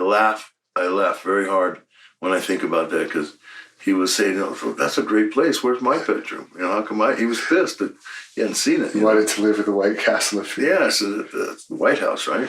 So he wanted to know. That was great. And you had a feud with Nikita Koloff that he ended up getting injured from. What was that all about? You know what? Let's just shed the light on this. Nikita wasn't hurt. Nikita had an insurance policy, and he collected. Oh, he was one of the Lloyds of London, where Ted DiBiase took that, I think, too. Kurt Hennig took it for a while. I think Animal. A lot of people were covered by that. Yep. So that's the inside story on that one. That's my opinion. I didn't hurt him, but he collected, and he's now a minister. So he found his calling. It took how many $3 million, and he found his calling. And what more power to him? He's a good guy. Why not? Why couldn't he collect? And you were part of a historic match when you were WCW World Champion. Ron Simmons won the world title from you to become the first Black World Champion. Take that aside for just a minute. That match was a heck of a match. It was only about 13 minutes, but man, it was just perfectly placed. Ron didn't like to wrestle long, so I knew I had to come up with something short and sweet. And man, it just popped. Have you watched it? Yeah. Yeah, it was just... At the time when I was young. When he pinned me, my God, the people I've never heard a pop that loud, ever. And I've heard some loud pops in Japan. Do you think they should have given him a longer run with the title? Well, he was hurt. I took the belt back just a couple months 5 or 6, 7 months later. I don't know. It wasn't that long, 6 months. But he was hurt a lot of that time. And Jake Roberts was around WCW at that time. Any memories of him being around WCW? Jake was a troubled person in that time. He was, he was making his shots and wrestling, making appearances, but he was a troubled person. And I think, Diamond Dallas Page is something I want to say is that Diamond has offered to help me with my problem, and we're going to first, attack what I eat, see if I can get more nutrients, more health out of my food, and then obviously as far as calorie intake, and the goal is to drop 100 pounds with him. So, I don't know, he seems to have knowledge, and he chooses to give this knowledge as a gift, and he certainly helped Jake out, saved Jake's life, and he saved Scott's life, without question. And I was around them both, not a lot, but just, sporadically at this show or that show. And, they really needed intervention, and he came. So, hey, there's hope. And did you ever wrestle DDP at any time? Or did you avoid it? No, but I remember him starting out. DDP was, tall, really tall, 6'5", and lanky. Yeah. And I just seen this guy over in the corner, and he was setting up this recorder, much like the one right here. And I said, "What are you doing, man?" I said, "I see you doing this every night." He said, "Well, I record every one of my matches, and I go home that night while it's fresh and watch them." And, Diamond was a terrible wrestler when he first started. He had no clue. He came from the street and had no, really probably not a whole lot of athletic background, maybe in high school, I don't know. But, man, he became a really good wrestler in a short period of time. With, probably above average athleticism, but not great. You know, not like a Sting or Shawn Michaels or Ric Flair. And you know, he got a whole lot of mileage out of his career. And another incident maybe you could shed some light on is you had a match with a jobber in WCW, Joe Thurman, and according to reports, he ended up breaking his back. Yeah, you know what? We went to the hospital that night, and he was hurt, and he had a sprained back, but it wasn't broke. I mean, I said, "Can you stand up right now? I mean, you're laying here on this gurney," and because I said, "Harley, I have to go." I mean, I powerbombed him like I powerbombed anyone else, and that's what they asked me to do, and I felt terrible. I said, because that's what we do. We take care of each other. We don't, the goal, maybe to rough someone up or spud someone, but you don't hurt someone. So Joe, he stood up. He stood up and said, I don't know anybody with a broken back could stand up. He stood up and said it hurt, and he sat back down, but it made me feel better. I got back on the road. If you can stand, this soon afterwards, you're probably not broke. I heard broke. I said, this guy's crippled. He's laying there. He can't move his legs. He broke back. And that's what people hear. And the fans, they hear he broke his back. Well, I did break his back because he was standing and talking to me, just an hour after the match in the hospital, in the emergency ward. Was there a legal situation with him in WCW regarding that? I don't know. And they didn't tell me. And you worked with Davey Boy Smith a bit in WCW. Any memories of that? Yeah, Davey Boy's great. There's another one. I mean, Sting and Davey Boy and Mick and Flair, Hogan. I mean, very, very productive time. Why was his run in WCW so short? Who? Davey Boy's, because it seemed like it was only a brief feud that you guys had, then he was gone. I never looked at it like that. There's only one match that could be the main event match, and usually that was, That was fresh off of his Wembley Stadium match. And yeah. He was pretty popular at that time. I mean, between, I had my fair share of main events, and Hogan had his, and Flair had his, and Sting had his, and oftentimes together, but Davey Boy was maybe the semi-main event, but he was contributing in a big way. And your feud with Cactus Jack, that's another big one that you're known for. What are your thoughts on that brutal WCW Saturday night match you had with him? Mick he's got to be the most courageous man I've ever met. Good friend. He's came out publicly for me recently, and I love him to death. But he, the bumps he took with the Undertaker on the cage, it's just, it's for me to sit here and say that it's off the chart, it's like from a 1 to 10, it's a 12. It doesn't even do those bumps justice. It's like 20. For him to take that bump off the top rope. The one bump where he was on the corner of the cage and Undertaker threw him off, and he just kind of off of one leg off the top of that cage, he rotated and landed kind of on his shoulder and back.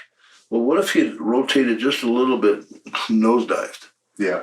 And he hits his shoulder, but he hits his head at the same time, he's dead. And so it wasn't just the fact that he took those bumps.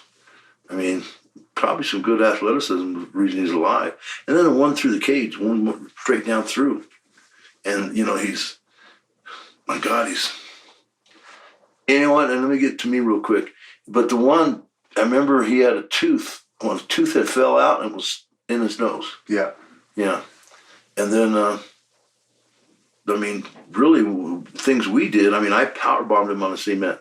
And I'm telling you, he was a big dude at this time. He's lost some weight. He's lost 100 pounds. Yeah. And that's kind of why you're doing it. Well, he did it, through Diamond, through Dallas Page. And he went down there and got some advice, and I started out with him, and then, went on his own, because, you can't stay down there for 6 months at his house. So, you have to, you get started with him, and then you go away and you have to do it on your own. But certainly Diamond is the catalyst of that. And he looks great. You saw him on Monday Night Raw just the other night. But I mean, I powerbombed him. He was probably 350 pounds, and I knew he'd be a load. So, I mean, I really grunted, and I got him up pretty high. And, man, he splattered on that cement. But looking back, you go, well, you know, all that just, even a powerbomb on the cement, pales by comparison for taking that bump off the top. It's like, so. And what was your reaction when he lost his ear in that match? That wasn't anything to do with your fault. His ear was caught in the cables. But you know, it was caught in the cables and it tore off. And my hand did rip it off finally, but I think it was partially torn, and I tore it off the rest of the way. I think that'd be fair to say. You know, at first I was shocked, and then I thought, you know, hell, Mick Foley didn't blink an eye. So I'm like, shit, you know, is he going to stop, or what are we going to do? He just lost his ear.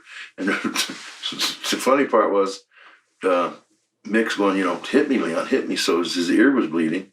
So, you know, my clubs those big clubs I use. So I hit him. Man, it just, whatever was left out of there just flew. So I hit it, man. It just, rest of it, there's a little chunk left on there, and it just flew off. And blood everywhere.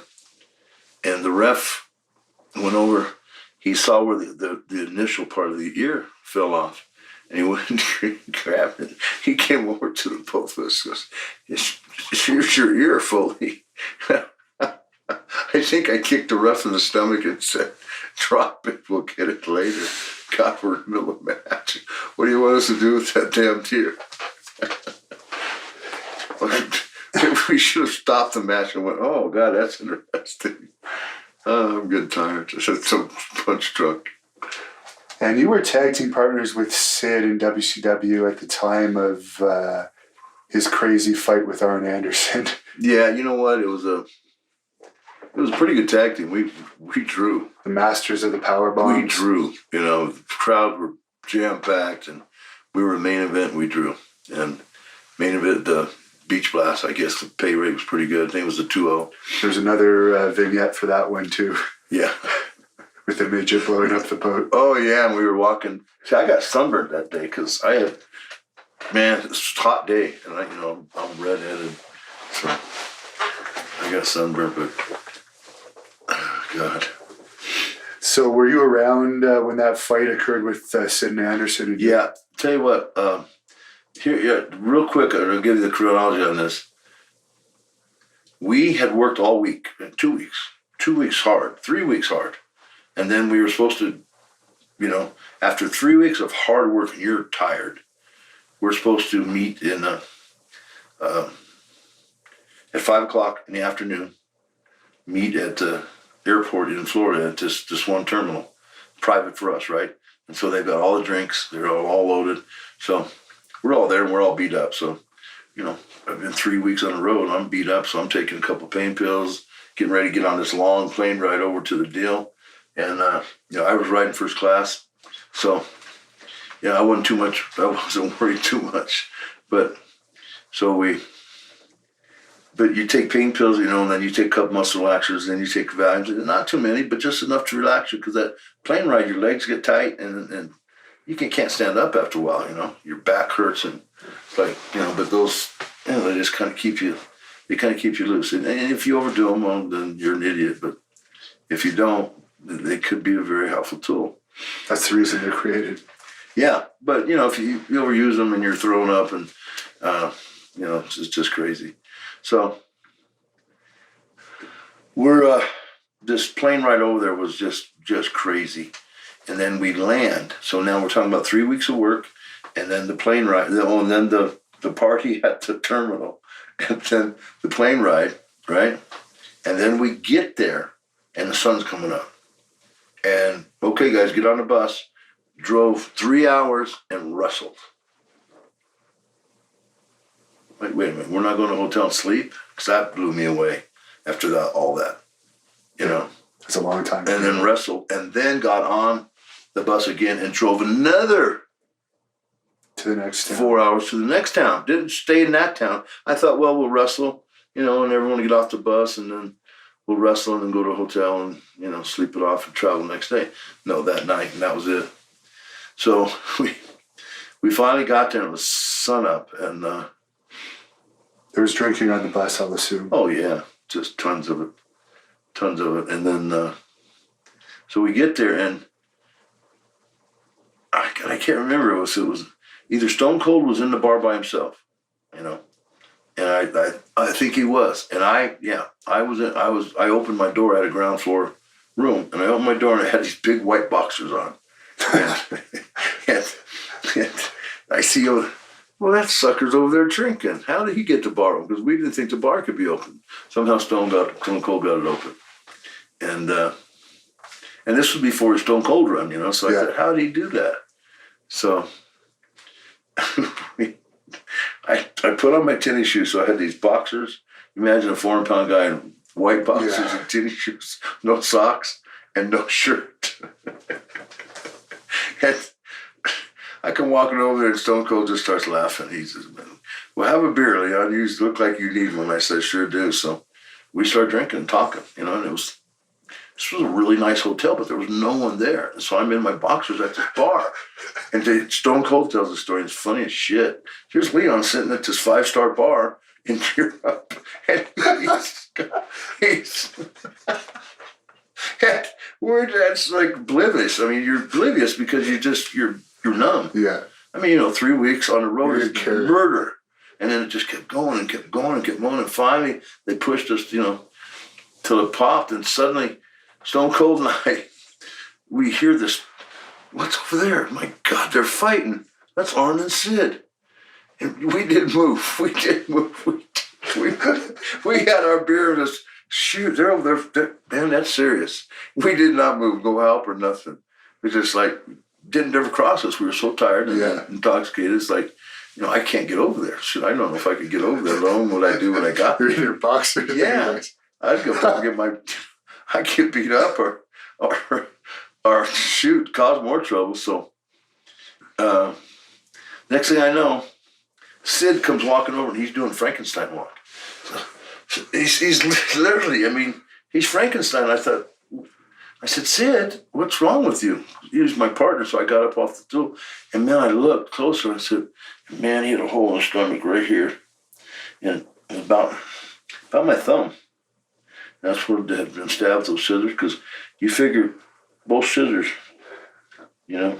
Because he came to Arn's room or something, and Arn had a pair of scissors in the room or something. No, I didn't see it, so I can't comment. It's one great. All I saw was Sid coming over, so I can't comment on nothing that. But so every time Sid's heart beat, I mean, about a nickel size, right side of my finger would pump out blood, and wow. It's like he's gonna die because he wasn't just bleeding. It was like a fountain. Sid had a big, strong heart, and it would become, you know. And then I noticed it was getting less. The blood pressure was, you know, he was dying. And he said, Leon, I said, Sid, sit down. And I stuck my thumb in the hole. Literally stuck my thumb in the hole, and I said, I'm gonna push a little bit. And I got it in there, and it actually quit bleeding. I mean, a little was trickling out. And I said, don't move, man. And I started yelling. I said, somebody get an ambulance and Sid's going to die. But they were scrambling and everyone's out coming. And they said, Leon, don't move. Your thumb's got it stopped. And the ambulance driver comes, said, we got it now. And he pulled my thumb out. And you know what? Neither Arn or Sid thanked me because, and I don't expect them to, but I'm just kind of being facetious here. Because if Sid had died, Arn would have. That's basically, yeah. And Sid dies, well, he's dead. So, and yeah, I think he would have. I think he would have bled to death. And because there was, when I took my thumb, it was 15 more minutes, and there's no way he would have bled that much. By the time he got to me, he was already passing out. So he was ready to go out, and I stopped it, and I kept him, said, just breathe, keep breathing, don't pass out. I said, don't pass out. He was looking up in the air, he was sitting down, but I had him sitting down.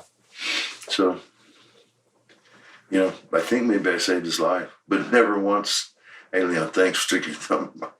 That was quick thinking, you know. Not even a hoot. Last time I talked to Sid, he told me he wasn't drinking anymore, so I guess that's probably a good reason why not. Well, hey, join the club, never mind. Were you there for the Brian Pillman incident with Sid with the squeegee? No. No. I heard about it, but I don't think I saw that. Did you get along well with Pillman? Yeah, Brian. Yeah. And one of your most famous matches in WCW was your... no, you want to get it? I'll just wait for this.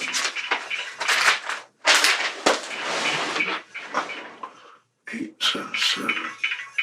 Oh, 877 is probably the salesperson. Yeah. You want me to make you another coffee or you good? Yeah, one more. This one popped me. It popped pretty good. Yeah, you good. And we're... The WWE run, there's not as much to talk about. We're almost at that. Yeah.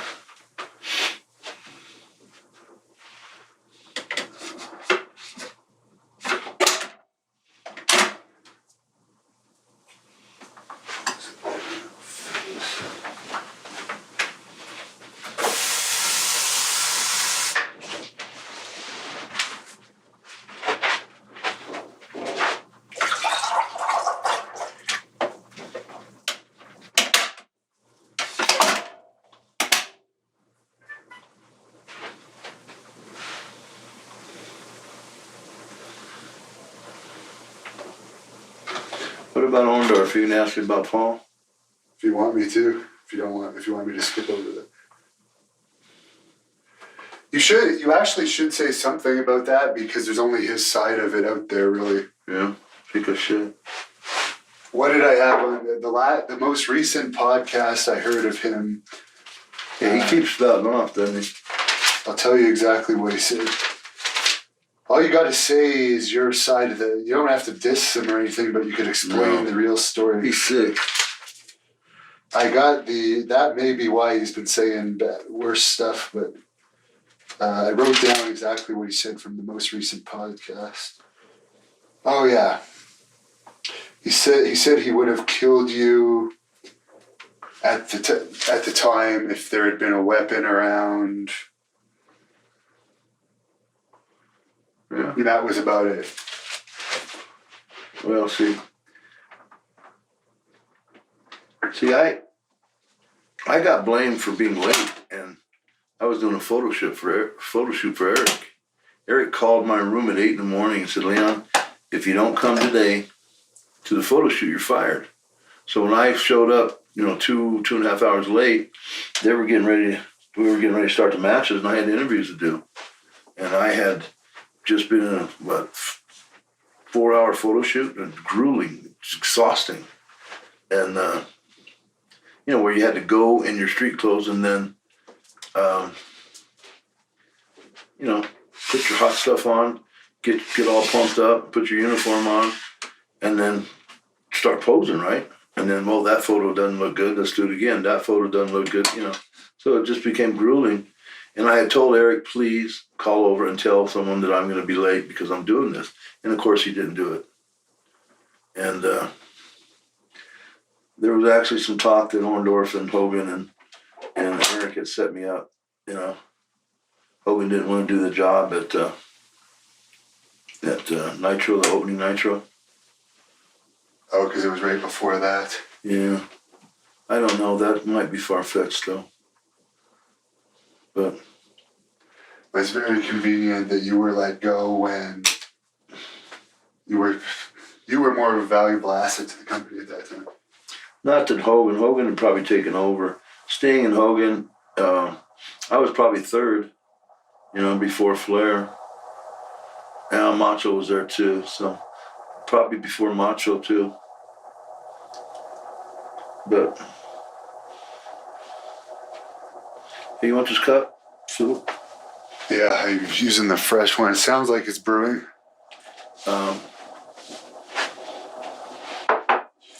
But yeah, I could just get you to briefly tell your side of it without saying anything. Yeah, I don't think I'm going to introduce no conspiracy. No. That might not be. Just say, hey, it was what it was. But the bottom line was that Orndorff has, made a living. He didn't knock you out, though, did he? Brother, this is the honest to God's truth. Yeah. First time, and I swear to God on my soul. And I have no reason to lie. If he beat me up, I would say it. But you have to understand, Orndorff had a crippled arm. His arm was about the size of his wrist all the way up. And that's the arm he hit me with. And he hit me and I went, I said, Paul, you better hit me. So I actually laughed. He hit me again. He hit me the third time, and I grabbed him and went to the floor. You know, there was some Coke spilled, so I slipped, and I drug him down with me.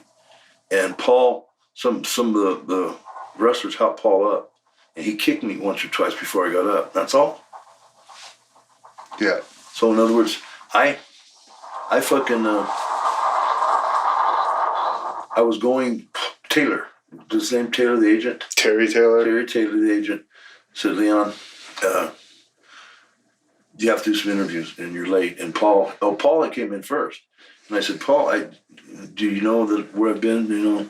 And because he walked in and said, motherfucker, said, what business do you have? Who in the fuck do you think you are coming in 3 hours late?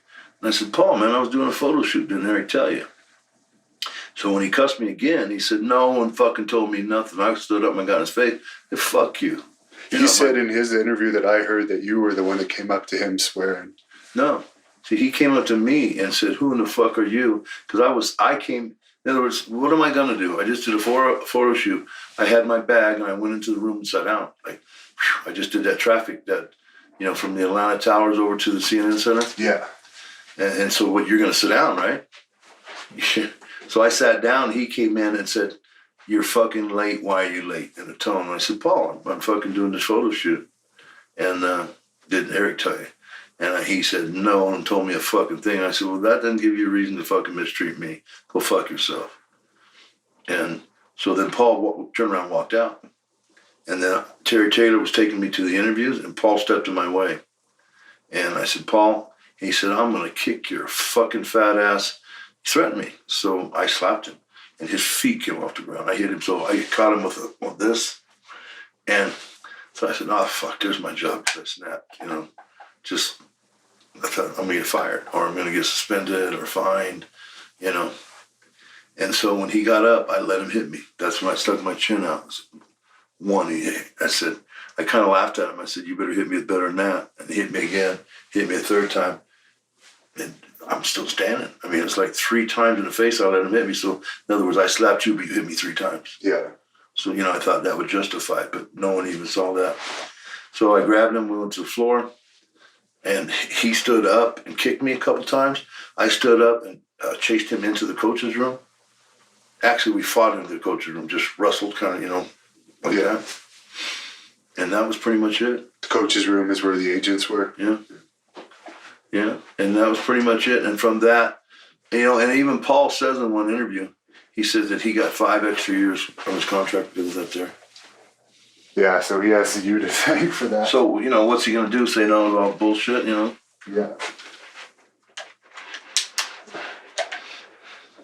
Yeah, and the problem is everyone, I don't know if you've ever told that side of the story, so everyone just goes with the wrestler's side of the story, and you had your detractors. Oh, I was, when I did that, I mean, no one liked, you know what? I was on top and I was kicking everyone's ass. Yeah. In other words, my role was to be the bad guy, beat everyone up. Yeah. So everyone that I wrestled, I was spudding, right? Yeah. So it's like Regal. I remember Steve Regal. I mean, I kicked the shit out of Steve because it was my job to, And he was very vocal about all that, Said, yeah, you're not so tough now. And I said, Steve, fuck. So I just shut up and walked away. Yeah. But there's no way Paul Orndorff at 220 could beat my 400-pound ass with one arm. But that's probably the biggest knock on my career right there, is a non-wrestling him. And the other problem is that he's buddies with Hogan, and Hogan always tells that story. That's why I think he does tell that story. Yeah. He had boots on. And I don't know why that matters, but I guess if you're barefoot and slippers on, it's harder to fight somebody, right? But it was, I'm late, so what's he doing with slippers on? He's an agent. He's got his boots on. See, and they're all lying. And why, I don't know.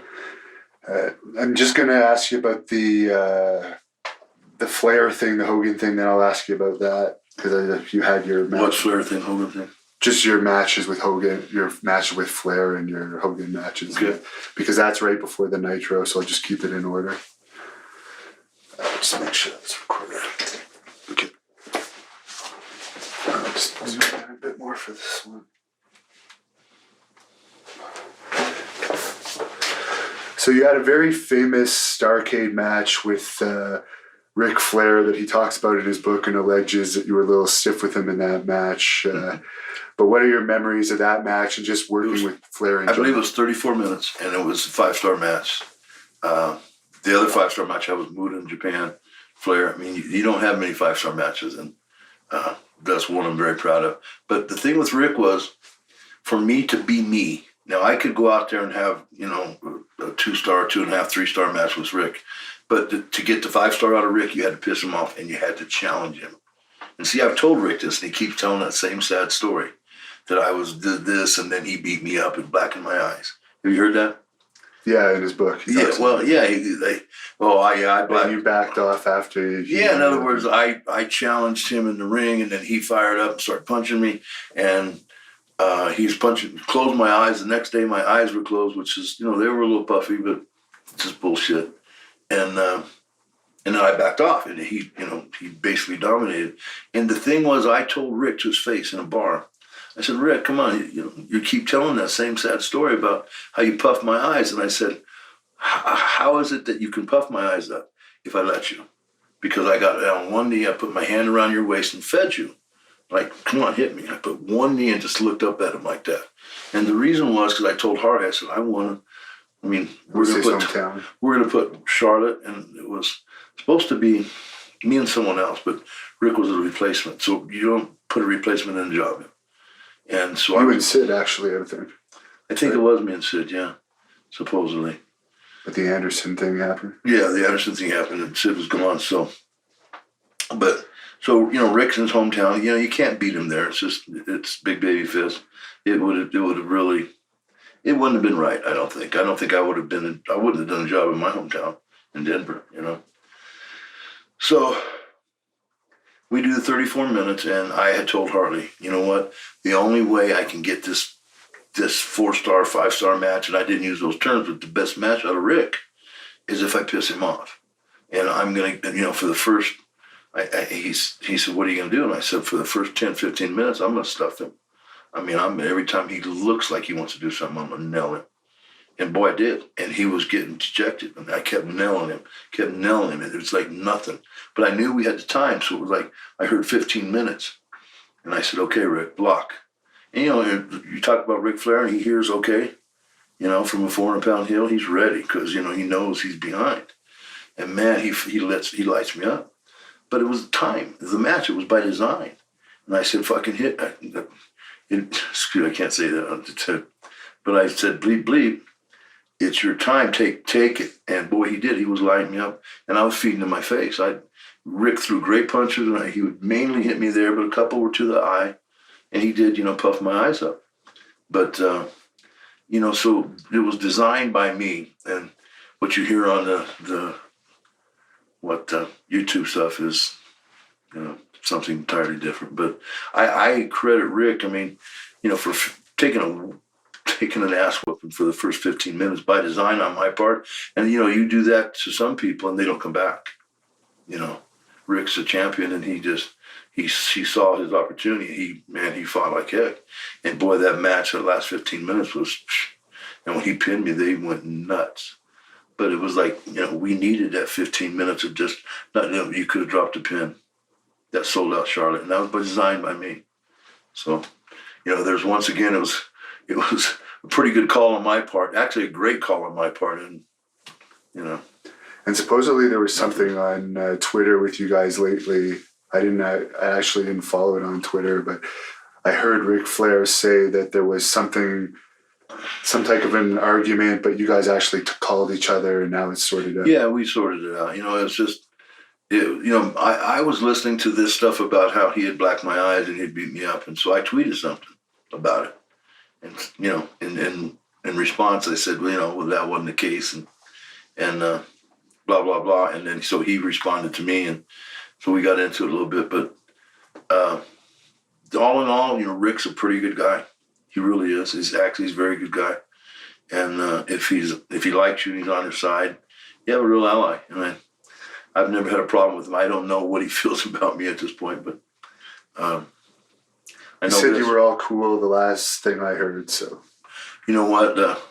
I like Rick, and I loved working with him because, man, what a baby face! Good Lord, jeez. I mean, she had baby faces like that, and wow. And how did things change when Hogan came into the company? Well, just the dynamics, He came in and beat Flair 4 straight. And come on, it's like, Flair just beat me 2, and then 2 straight. And then it just changed. And I don't know if that was them or him. And, Sting was making so much money. I was making so much money. Flair was making so much money. And he comes in and making, triple what we're making. So it disrupted things. But, and you say, well, if he's worth it, but he didn't. The numbers stayed the same. Didn't get any better. And that's the bottom line there. The numbers didn't get any better. Now, I don't know what he did after I was gone or, what they did with the Nitro thing. Maybe it happened, but... But as a baby face, it was just after the steroid stuff. It looked like he was off steroids possibly at that time because he had shrunk significantly. Definitely was. Yeah, he had shrunk. Yeah. But, and to his credit, he still looked okay, And what were the actual matches? What was he like in ring? Yeah, he was slow. I had to slow down substantially. It wasn't... you fight Rick, he's an athlete. Rick's the real deal.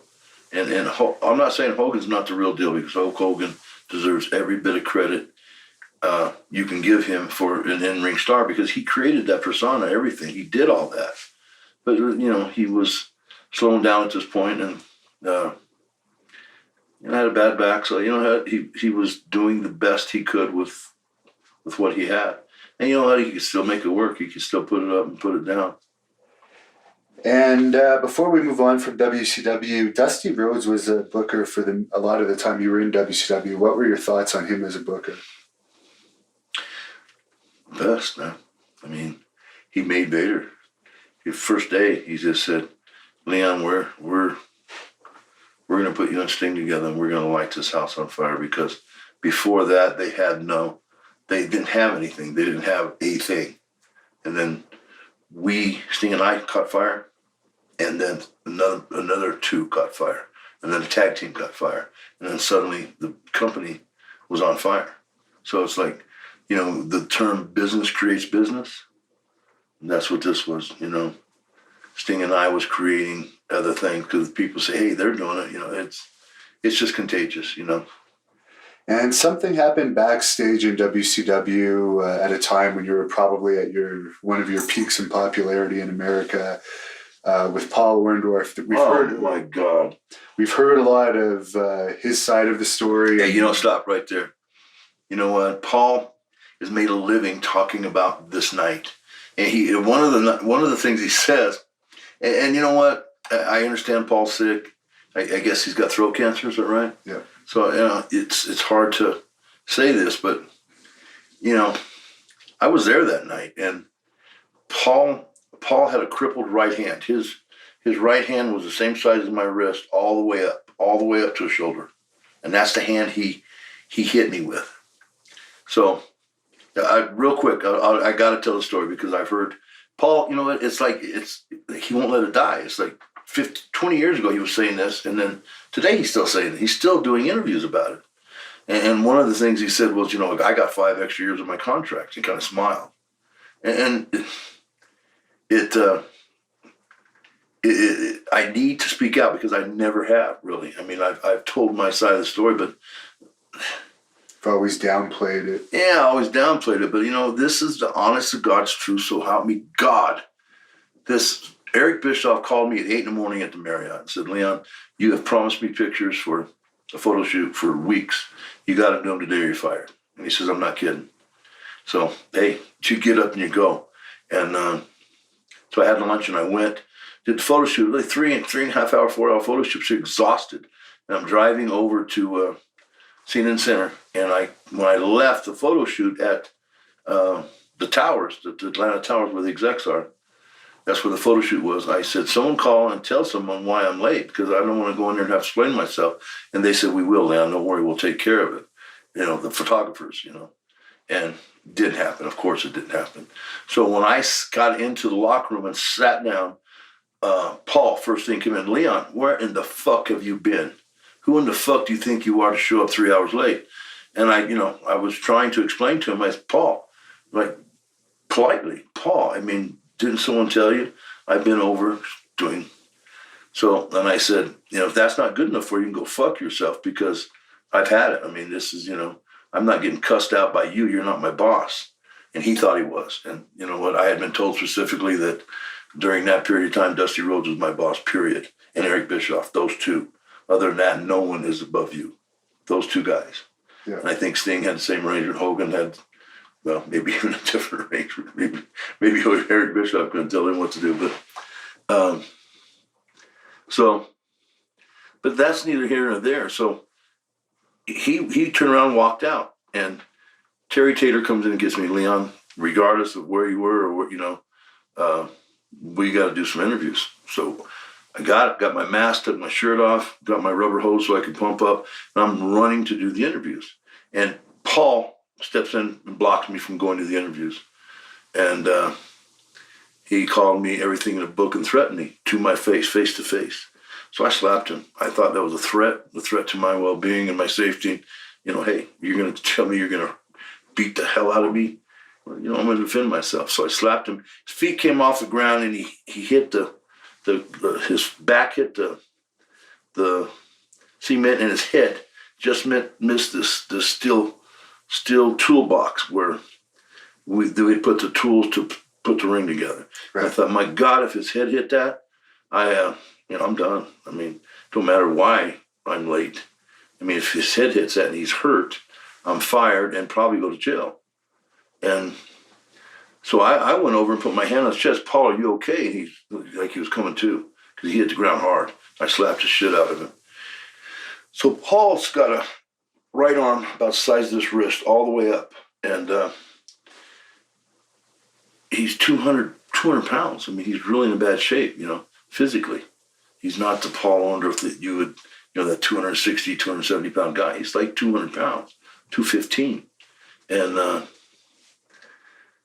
so when he gets up and I'm thinking, you know what, if I fight him back and do what I think I should do to defend myself, I'm going to get fired at the very least. And maybe I'm going to hurt him, because he's just, so I thought I had slapped him initially, so I wanted to get that back. So I let him hit me in the face, and it was nothing. It was that weak right hand. And he hit me a second time, hit me a third time, and I grabbed him. And I looked him in the eye. When I grabbed him, I looked him in the eye and said, that ain't good enough. You just hit me 3 times, and, I let him. And I remember people going, whoa, whoa, whoa. I mean, so I grabbed him, and we went to the ground. There was some Coke on the floor. Someone had spilled the Coke, and we slipped on the Coke. And so he had got up first, and he kicked me in the face.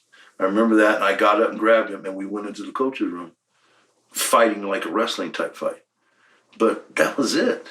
I mean, and then the next day, how Paul had beat me up, and what they're seeing is those 3 hits to the face, and I mean, it was like my 12-year-old son hitting me in the face. It didn't happen, and you know what? That above, in my entire career, that is one thing that sticks in my craw. It's something no matter who I tell or how I tell it. It's like, this thing hanging over my head, and it really does bother me. Is it true that Ming was involved in breaking that up? Yeah. In other words, when I took him into the coach's room, Ming came up behind me and said, Leon, that's enough. You're going to hurt him. And at that point, I didn't want to mess with Ming, because that would have been a mistake, I think. He's one of the people that... you know what? Not only was he fresh, I just kept on fighting, but no, you don't want to mess with me. Did you ever get the chance to see him in action in a bar? I never did, but I'd heard about him. And you were... Oh, sorry, what were you going to say? That sometimes is the worst, not seeing. Because you say, well, that it ain't so good, or it is really good, but sometimes you can't see, But that whole thing with Paul, and it's like, how many times have you heard that interview lately? I mean, this is 30 years after the fact. He's still telling the same story.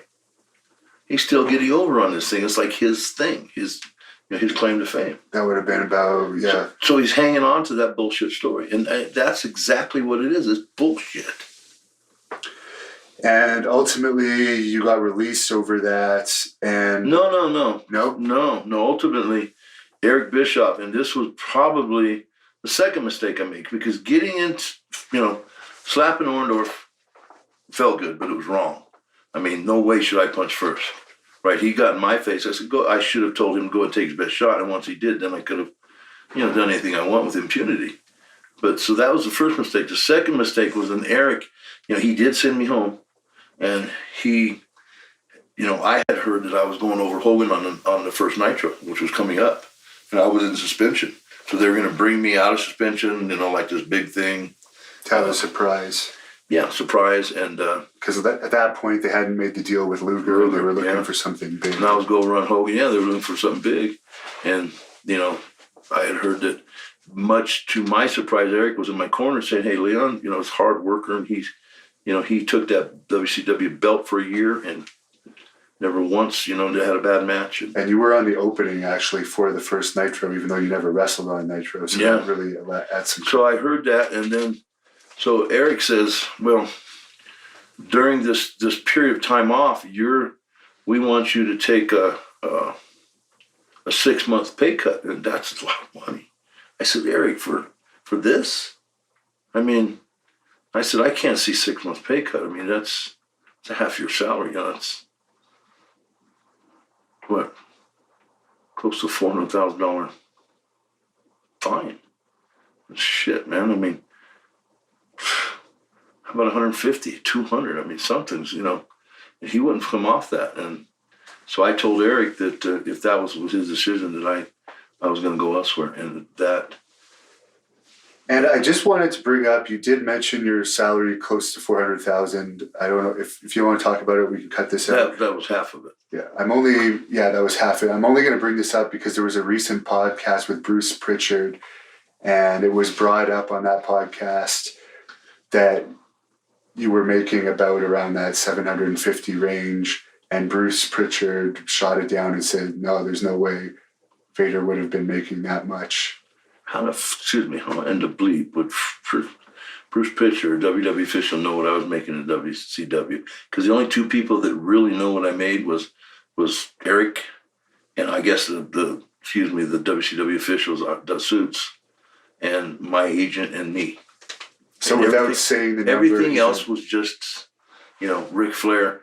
Well, come on, Eric, tell me. So Eric shoots out a number to make Rick happy, and Eric's not going to, Eric was under contract. I mean, he had signed my contract, and it said, confidentiality. We had a confidentiality clause. I didn't want no one to know. So, I mean, Flair, I'm not trying to badmouth Flair, but someone, hey, heard something and says something, So basically, due to that pay cut reason, that's when you started talking to WWE?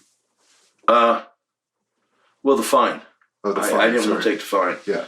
They said, you take the 6-month suspension and this fine, and you can come back. And you know what? And I said to come back with my full contract. In other words, he said, yeah, I'll do that for you. And then, in other words, the 6 months wasn't going to be deducted, which was very fair on Eric's part. And see, that didn't stick in my mind that I'd come back even just after 6 months.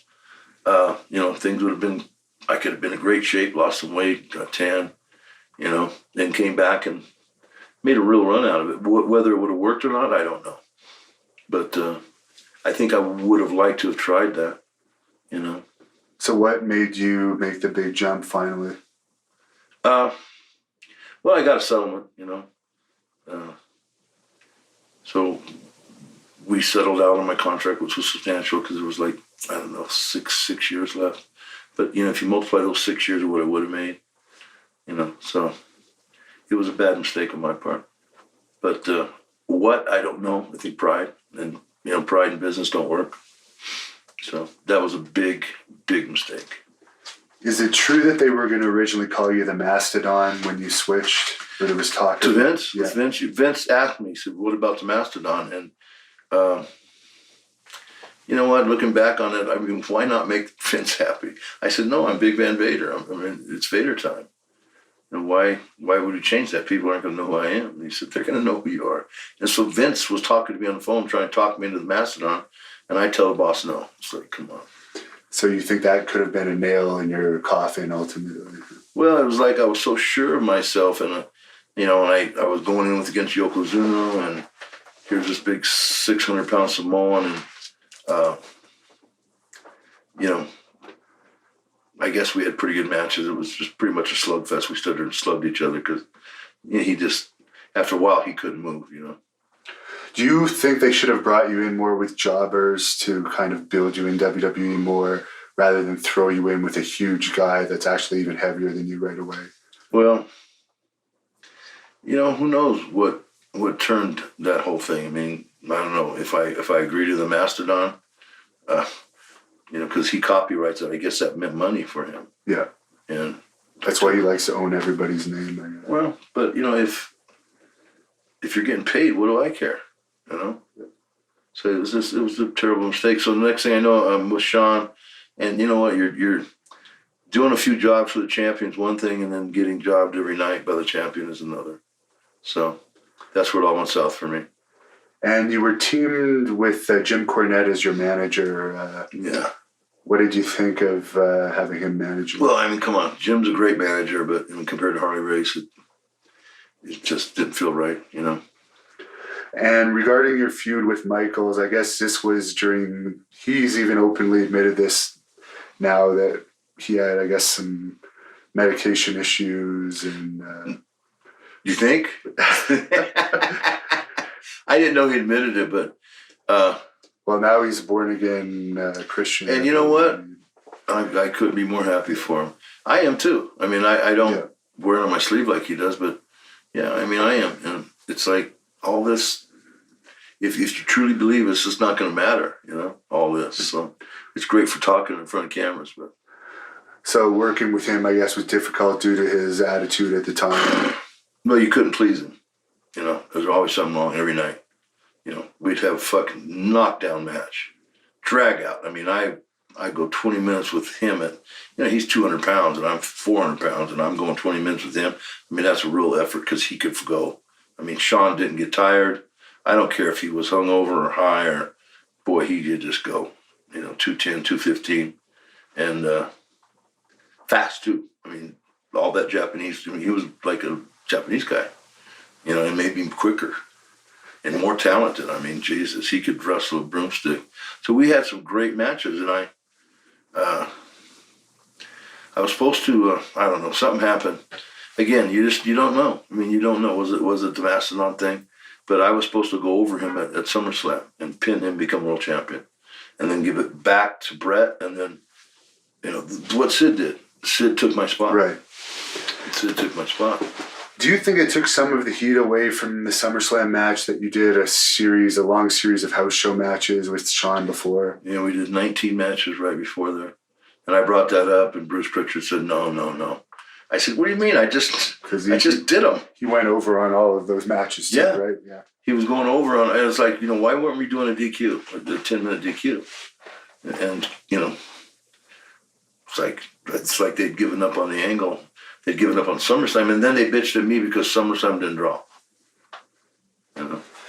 And, of course, I've got to ask you about this, the incident at that SummerSlam match where he actually Can I stop? Yeah. Is all this going to hurt? This is off the record, right? If you don't want to talk about that...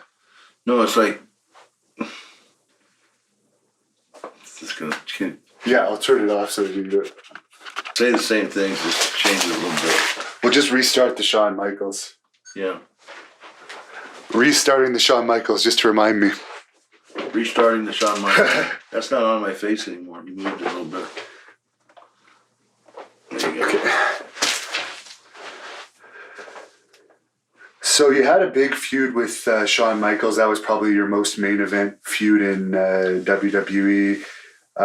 He's admitted that he was a different person at that time. He's since become a born-again Christian, and he's not self-medicating as much as he used to. Granted, he did have back problems.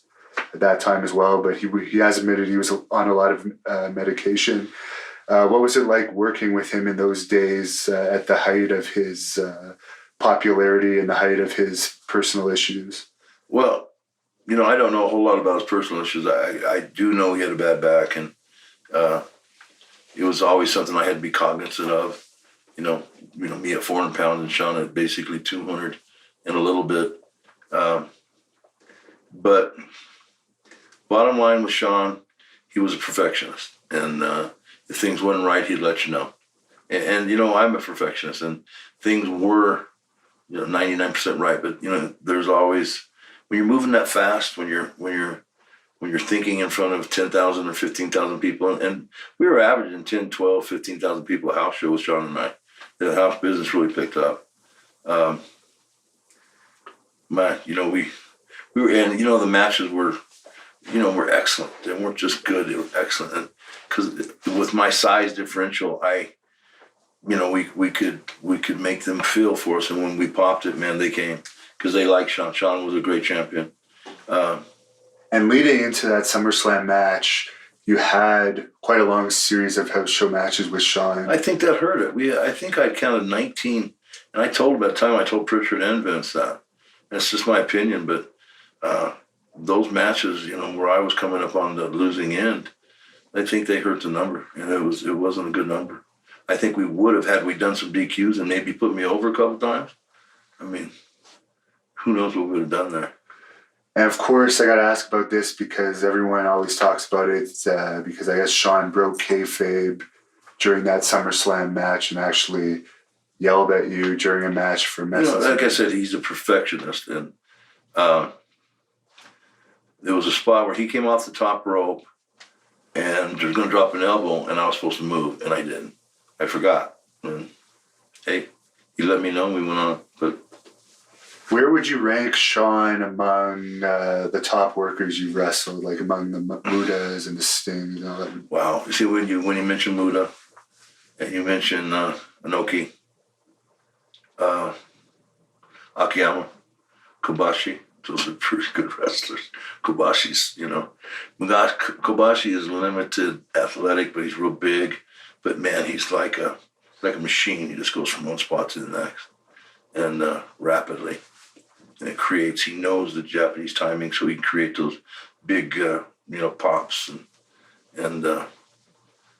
Inoki's Inoki. Oh my God! But I think Flair should be in that group. Akiyama, Kobashi, Inoki. Who else did I say? I was asking if you would put Sean in that group. Yeah, definitely. I was just gonna say that. I put Sting in that group, and I put Sean probably at the top of that list. I don't know if Sean in his prime.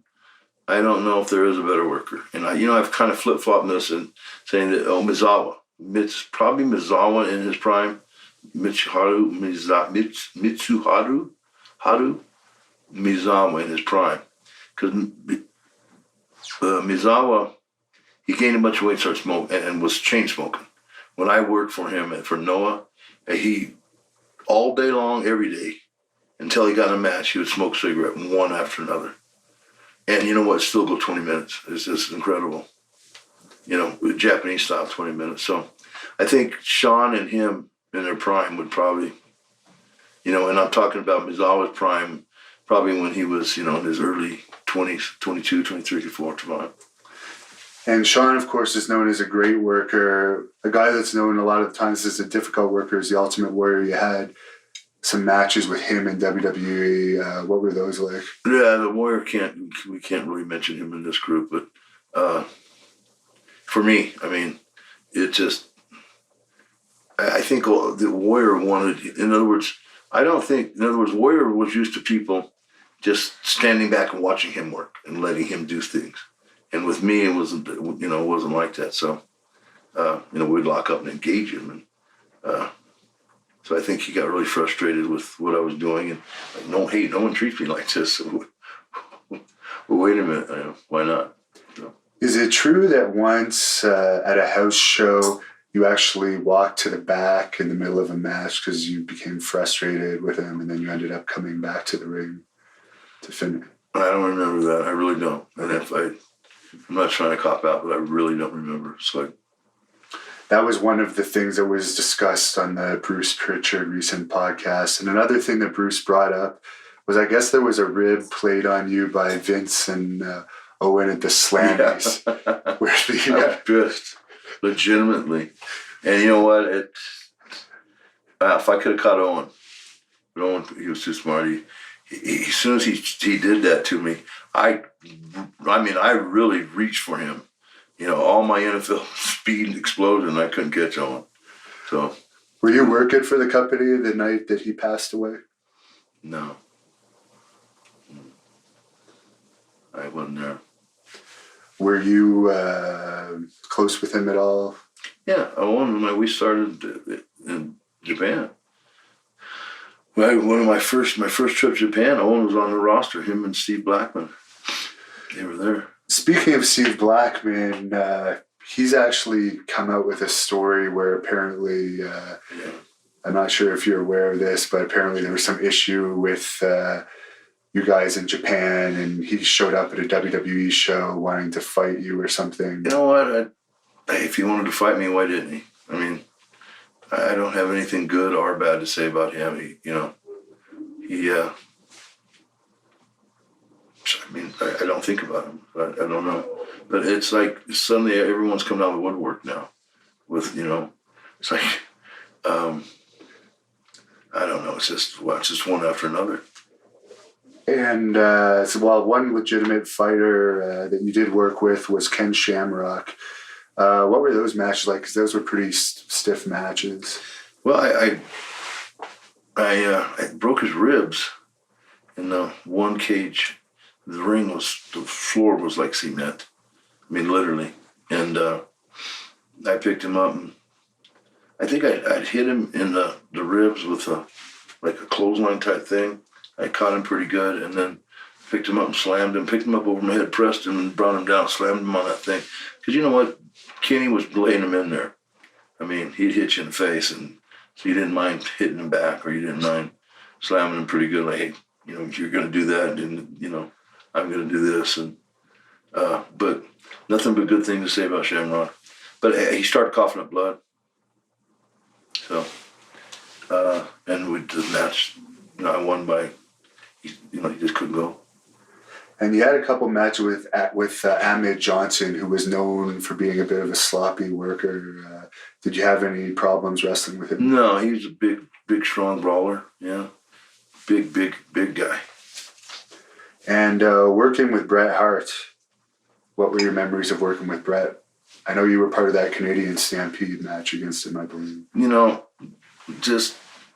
I didn't understand. It's like when you fight Shawn Michaels, you go, wow, there's real talent. Ric Flair, same thing. Sting, same thing. Inoki, same thing. All those guys over in Japan, Akiyama and Kobashi, wow, these guys are talented. And then I didn't see it. Brett was like, he's a pretty average worker. He just, I'm not saying he's not capable of a great match, but it would have to be his style. That ground game where he's switching, and another wrestler, in other words, switch from hold to hold. But he couldn't adapt and get out of that style. Was Bret Hart ever over really well in Japan? I know he spent some time there. I don't remember it. And I don't remember Owen. I mean, you see that? I'm going to put myself over, but I mean, I don't know. Hogan got over in Japan, right? Right. I got over in Japan. Stan Hansen got over in Japan. I mean, I think Shawn Michaels, being as small as he would have had a little more trouble, because they would have peppered his ass. He would have really had to fight, but he would have got over. Flair would have gotten Flair. But even Flair, did he really get over like Stan Hansen or He wasn't on the level of those, but he fought top guys, I guess. Yeah, but was he over like that of Stan Hansen? I don't live in Japan, but I wouldn't say he's considered one of the guys on your But level. I mean, he got over. But I understand what you're saying. But it's like, it's I don't know. It's easier said than done. In both places. Did you work with Vince Russo at all in WWE? Yeah, a little bit. Yeah, has his own podcast now, right? Yeah. Yeah. I got something in an email that he wants to interview me. But you never had any issue with him. And I'll just ask you about Bruce Pritchard because of his podcast. He said overall you guys got along well. Yeah, we did. I thought so. And I guess your last match in WWE was against Edge. Do you have any memories of that? Yeah, Ed was a young kid and scared, and I put him over. I beat him up a little bit and put him over, and boy, he had a great career. What led to you leaving the WWE at that point?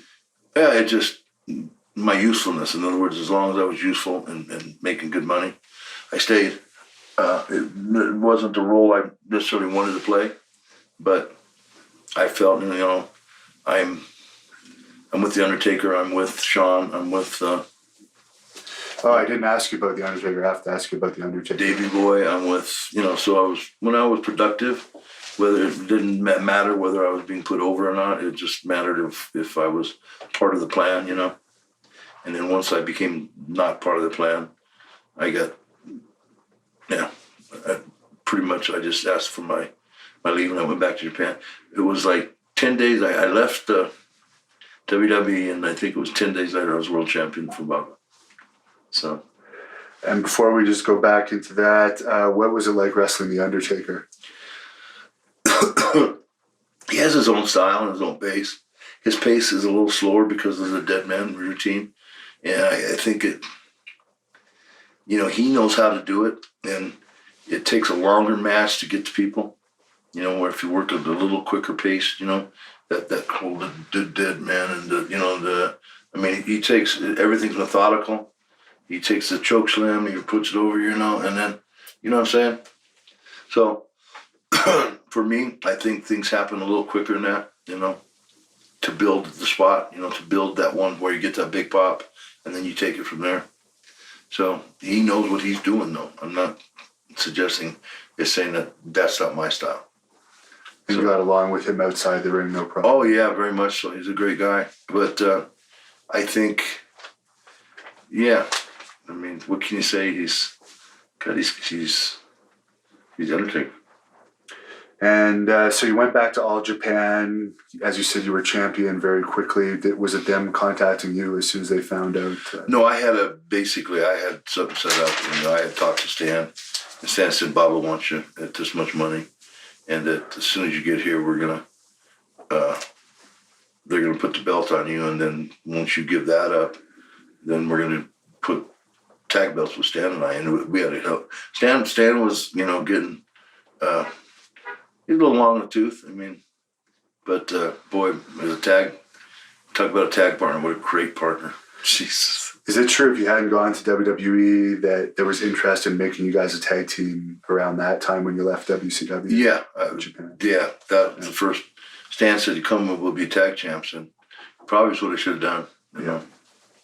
And was Johnny Ace working for All Japan at that point? Yeah.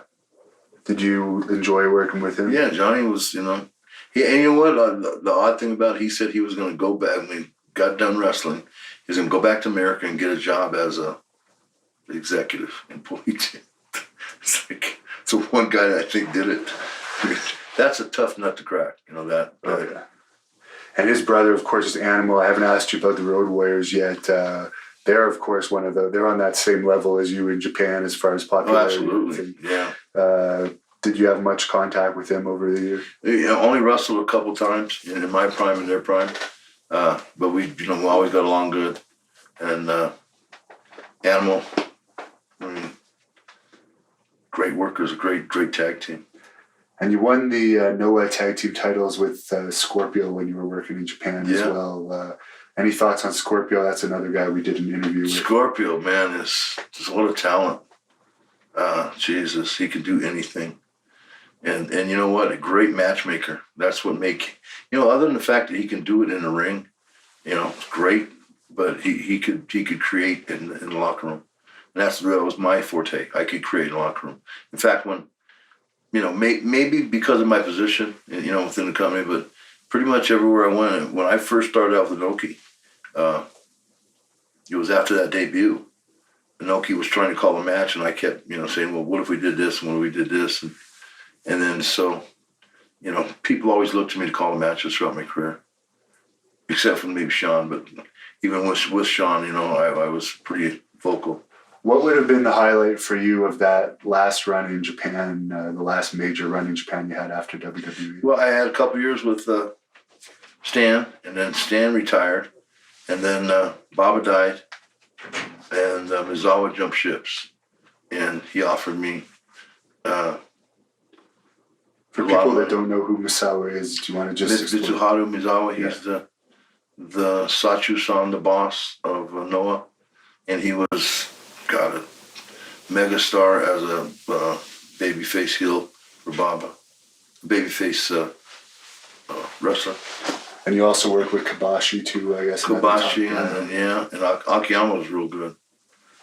Kobashi I probably had my better matches with, but because Akiyama was just, he couldn't, where Kobashi could was, because I'd test him. I mean, I would really lay it into him, and Akiyama would kind of fold with her, And you're probably sick of answering these incident questions for now, so this is the last one I'll ask you. There's a story that you apparently roughed up and know a young boy that was the son of one of the mafia guys, and they had a little confrontation with you in an elevator. Is there any truth to that? No. No. If you're saying I actually physically grabbed a... No. The story is there was a young boy in Noah that I guess you had one of your regular Vader style matches with, nothing totally out of the ordinary, but because he was connected. You have to understand my position at this point. I mean, from Inoki, New Japan, to All Japan, it's like Bruiser Bodie fighting Young Boy. No, do what you want. Beat him up. I mean, unless you really hurt him, which I never did. Right.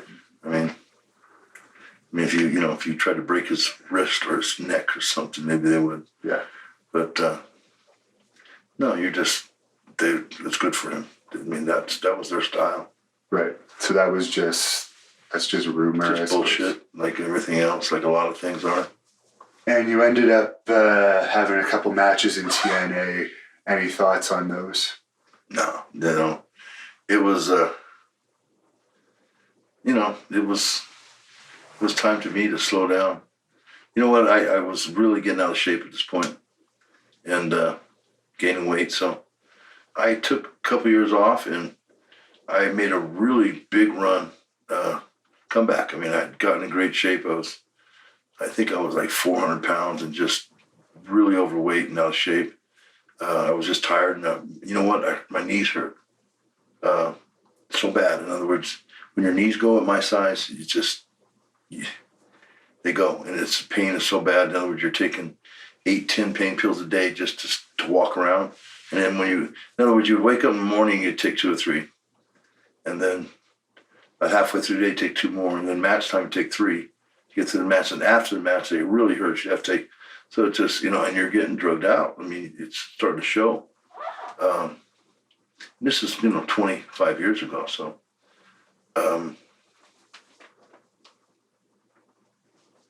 So what I did is I went home. I knew that I just couldn't wrestle anymore with his knees, so I got them replaced. I was living in Denver, and I got a doctor, and I replaced him, and man, it's like, I decided, well, God, someone said, Stan said, Leon, I got new knees, and they're great, and you're going to find out they're great, because that's who I was listening to. Stan's knees win, and when his knees win, it's when he retired. My knees win, and that's when I retired. You can't do it. You cannot stand the pain.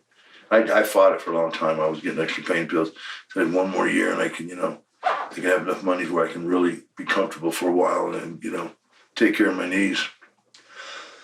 But, so I got the knees done and, lost some weight, got down to 350, and had a real good run in the independent market, And you were also a top star in UWF, which was a very shoot-style company in Japan. Is there any reason why you never went into shoot fighting, just you were too old by the time it became popular? Yeah. That's it. If when I was of a mind to do it, I said, well, how much money are they making? I mean, You can make more wrestling. well, a lot more, not, substantially more. So why would you take a risk having one of these guys, really hurt you or beat you even worse? Either way, you're hurt, right? And for what? For just a little bit of money. Maybe a third of what you're making in a week, Are you proud of your run in UWF, which was an extremely physical... It's saying UWFI. UWFI, sorry. Yeah. Got to get confused with Bill Watson. Yeah, I was the world champion. In other words, out of all those people, Dan Severn, all those big Americans, Gary Albright, myself, there was Tinta, and it just, the list kept going. And, Albright really wanted to get that first title. He was vying for it.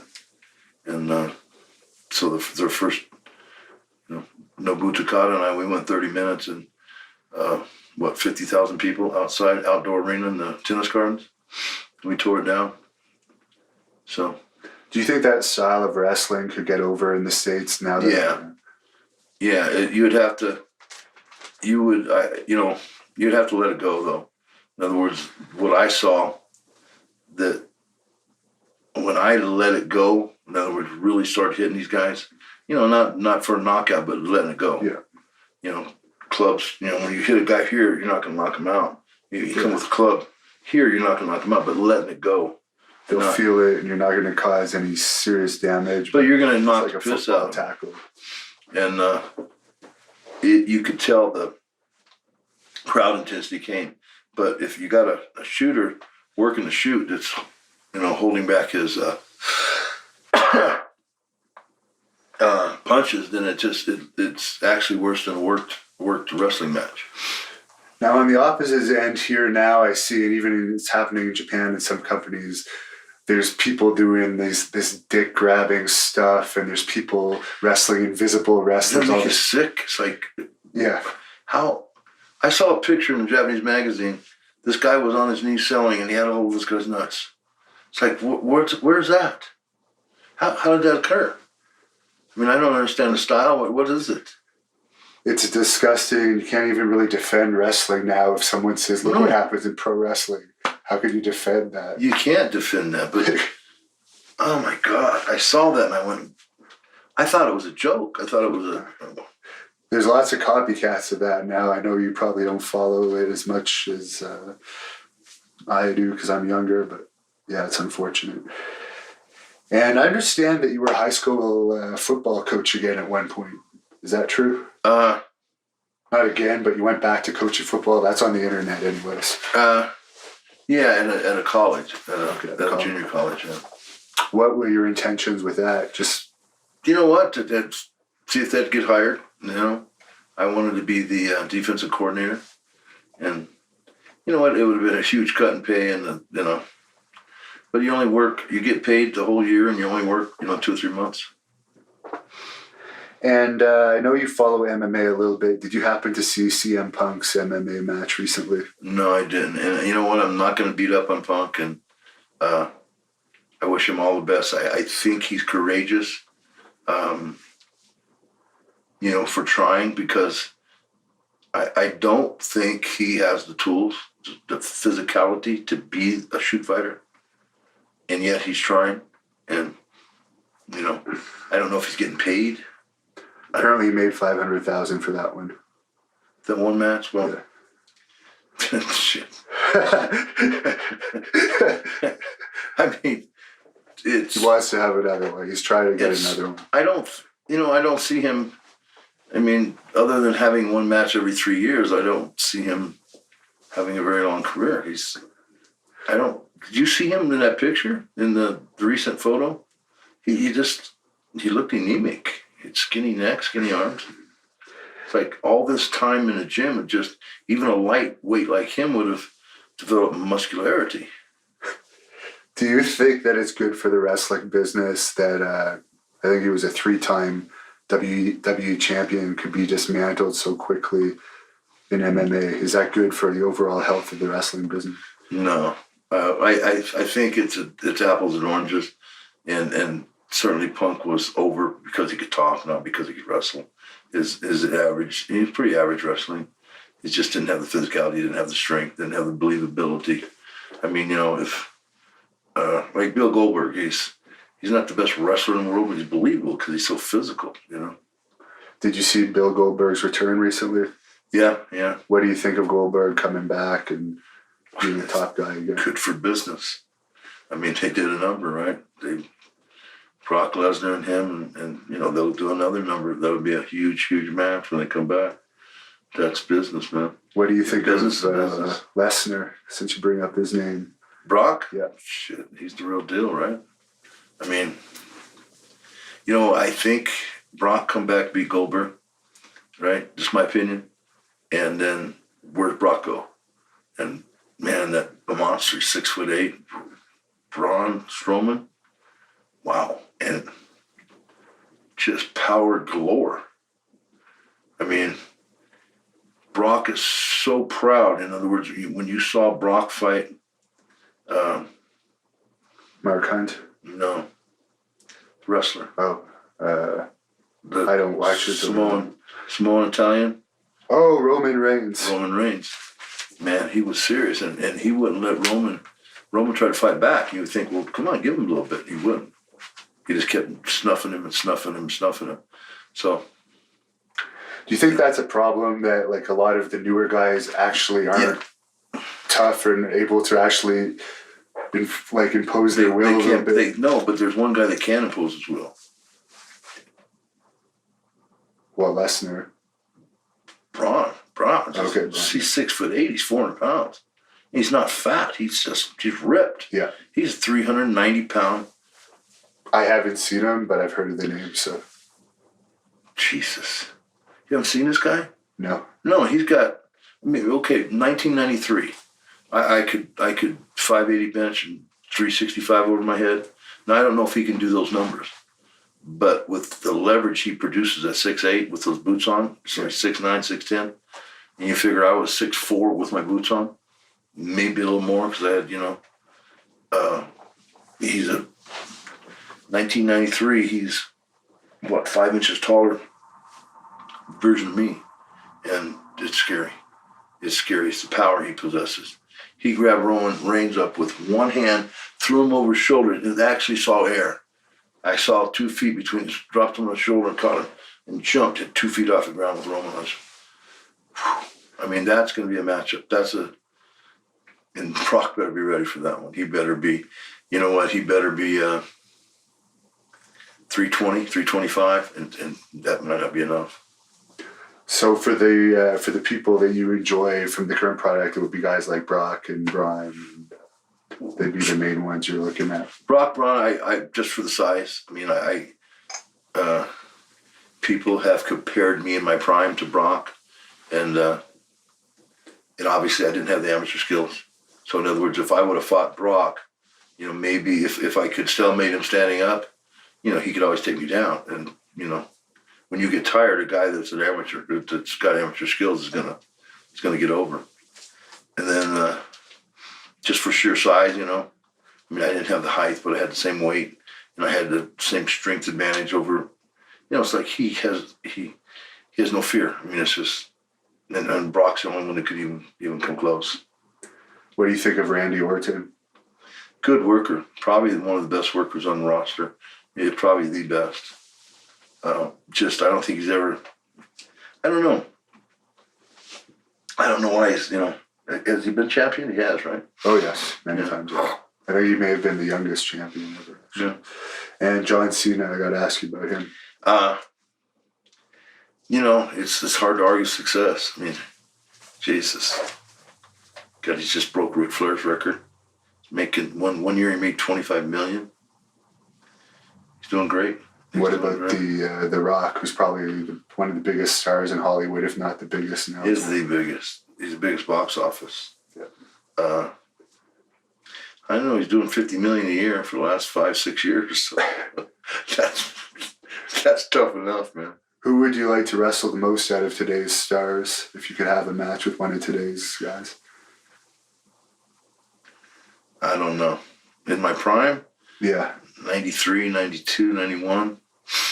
And I was so strong. I don't know, a wrestling match, not a shoot. Yeah. God,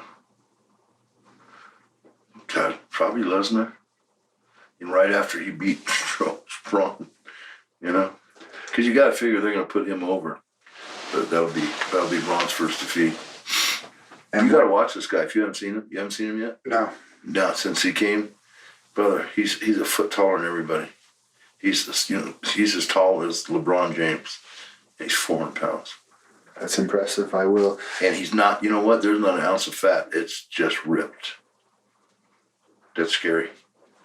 What do you see for the future in general of the wrestling business now that there's only really one main company in North America and worldwide, really, but New Japan still exists. It's pretty strong. But it seems like the wrestling business overall, there's less places to work for wrestlers. Do you see that a bright future? Or do you see other companies popping up? Yeah, I see other people. I you know what? It's like Japan is limiting access. You know, you have to pay your own ticket to get over there, right? Unless you're with New Japan, from what I understand, if you're an American, yeah. Yeah. There's less money in So other they're companies. limiting access, and that you really want it. You really want to come. There's one kid over in England, a little lightweight. Oh, Will Ospreay, I think I've heard that He's really talented. I had a match with him.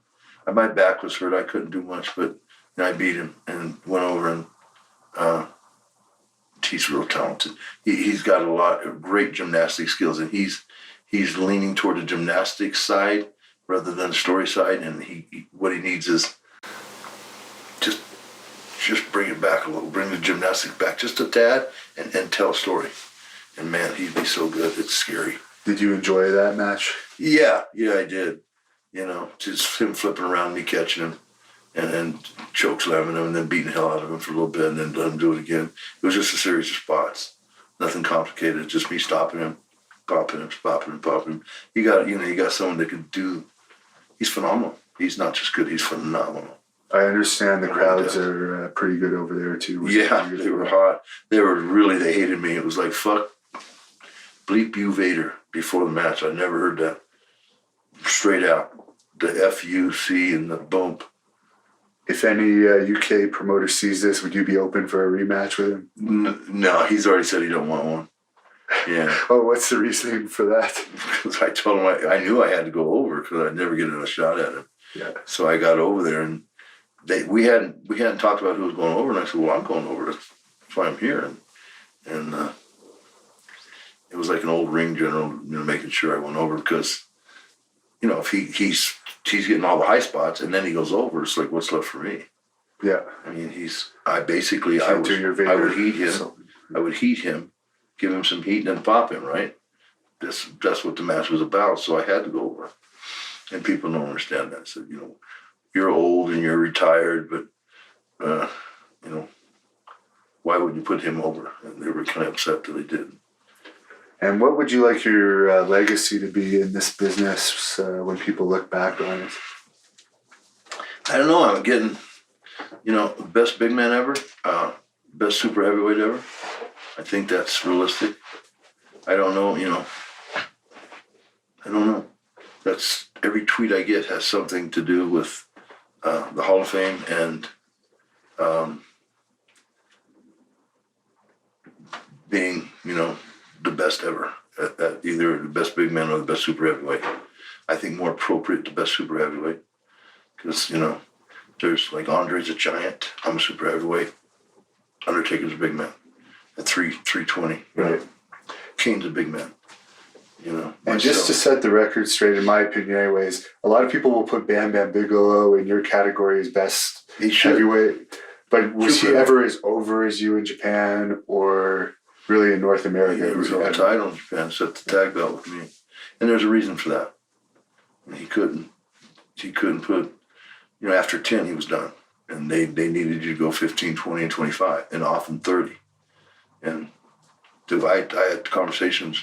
I said, why not drop to Bam Bam? Because you can't depend on him to be in shape. So, yeah, I don't know if that makes him good or bad or... he didn't have he was a diabetic early, and I guess that's why complications from diabetes, he died. And may he rest in peace. But Bam Bam was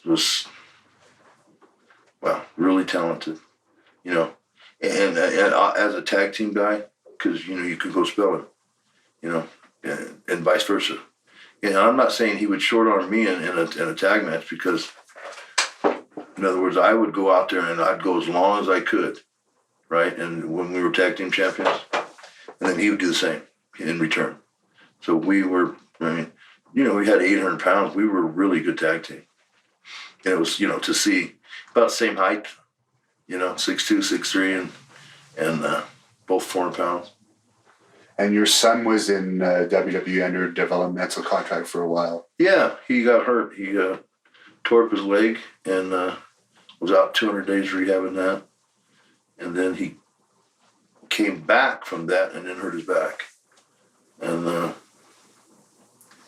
this, you know, it was time to part ways. And I think it was good, you know, because Jesse landed on his feet. He left and he got a great job in Dallas. I mean, he's making a lot of money, you know. He's very secure with what he's doing. I just have one more question, but this camera just died. Battery? Yeah. But literally one more minute. What time is it? Let's see, 5:24.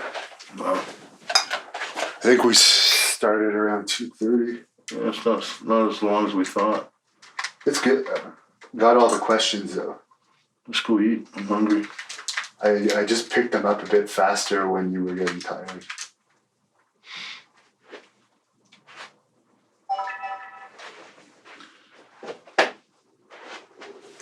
Oop.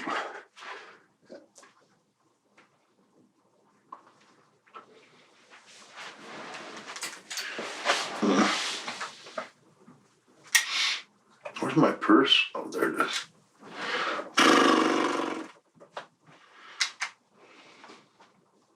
Yeah, I don't, you know, I want to hit Chael, but I don't want to hit him hard, because it's like, that's what he wants, you know, when I start thinking about it. Yeah. I'm sitting there debating should we film it again and just say, hey, look, I don't want to talk about this guy. He's an unknown. I didn't know his name before. I don't know his name now. I really don't want to talk about him. It was pretty hilarious what you said, though. I won't use the whole thing. I'll shorten it down. But I really think it'll get your shoot more publicity, because that would like give it a kick for Please people don't come back on me though, like you said. You know. Right now I couldn't fight. I couldn't fight him because of my back. But I got an injection in my back, and right, cortisone. And I went and worked out that day, and since then I can't hardly walk. And you're supposed to wait 2 days.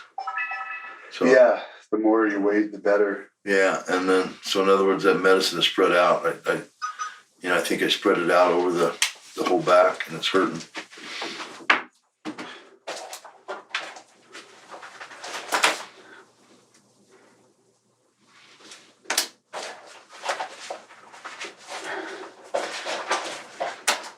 You want to go to the Cork and get a steak? Sure. The prime rib? Definitely. We'll split this one. This will be expensive tab. Yeah, I got it. I'll get mine. This will be $100, 120 at the Cork. The prime rib is just unbelievable. Baked potato prime rib, some shrimp cocktail, salad. Oh, shit. I will walk out of there completely stuffed. All right, finally. I'm just going to restart this so I don't get confused. You mentioned Twitter a few times. For people who want to follow you on Twitter, what's your Twitter handle? At It's Vader Time. Follow me. It's hilarious. Is that the only social media you have, or you? Yeah, that's it. That's all I care to have. I like tweeting though. I enjoy it. It's like I seem to constantly be looking for my phone and want to check if I got a tweet or. Yeah, it's fun. So that's your legitimate one, and it's you answering for anyone that wants to see it. Yeah, if you got a booking, yeah. Yeah, if anyone wants to book you, it's through Twitter. I am still wrestling, and I've got doctor's approval where I can wrestle. at this point. And shoot, it'd be a great crowd. And for fans that want to see you in the WWE Hall of Fame, what do you suggest they do? I can't. You know what? I'm grateful to be considered, and I hope I will be considered. But you just can't. You can't piss these guys off. You can't. You have some big people pull in for you, some big people on your side, so you never know. Man, that's nice. It really is. Are you going to be doing autographs or anything in Orlando this year? I hope so. I did the last couple of years. But you never know with this illness. They might, I don't know. It's like, do you think it would be awkward around the other guys to meet? If Abdullah the Butcher's showing up to this thing, I'm sure it's not going to be awkward for you to come in. Abdullah Butcher, he's showing up to the Hall of Fame thing? To the autograph session. You're talking about the actual WWE Hall of Fame. Yeah. Oh, I don't know if it'll be awkward for that. I thought you meant like the WrestleCons and stuff like that. Because there's all sorts of autograph things. I'm going to WrestleCon. Well, you will be at WrestleCon. So. And finally, any message to your fans that are watching this? I kind of want to end up this interview. It's like, I don't know. It's kind of a surreal feeling to, be told by a heart specialist that you have 2 years to live. And yet I don't feel as if I'm dying. I feel good. In a lot of ways, I feel better than I did before he told me. And I kind of want to go thank him because, I'm taking my vitamins. I've lost weight. I'm riding the bike literally a half hour every day. And that's hard to do for me. Because it's just mentally you get to 15 minutes and you go, oh, that's enough, right? But I push forward to 30 minutes, and I'm working out every day. So I feel good. I'm looking better. And I kind of owe that to this guy. So, but I will probably be, coming up with an announcement soon. I'm going to Atlanta and spend some time with Diamond Dallas Page. And the goal is to lose 100 pounds and eat better. And he's going to take care of all that. And I can't thank Diamond enough. But you know what his signs are? His Twitter and all that? We'll put it at the end of this. Yeah, please do. Diamond Dallas Page, at Diamond Dallas Page. It'll be in the end credits anyway. Yeah, end credits. And then I'm going to go to Plano. And again, there's some of the best heart people in the world, and the United States and the world. Let me put it that way. So I feel fine. I take it from there. All right. Thank you very much, and best of luck with your health. You bet. Oh, can you finish it off with it's Vader time? No, just kidding. Sure. We'll do that for your fans. What do you do? I'll just edit it in. I'll ask you. I'll ask it for you. And just for your fans, can you give us one? It's Vader time. You think it'll be the last one ever? That's why it's not going to be the last one. But from the power of the Rocky Mountains and Boulder, Colorado, I bring you the Prince of Power. For it's time, it's Big Van Vader time. Thank you for watching the Hannibal TV. Please help me out and like this video, then click the subscribe and get notifications buttons so you don't miss any of my latest shoot interviews, match videos, or news updates. Follow us on Facebook at the Hannibal TV for more live streams and videos. And while you're at it, follow us on Instagram and Twitter at the Hannibal TV.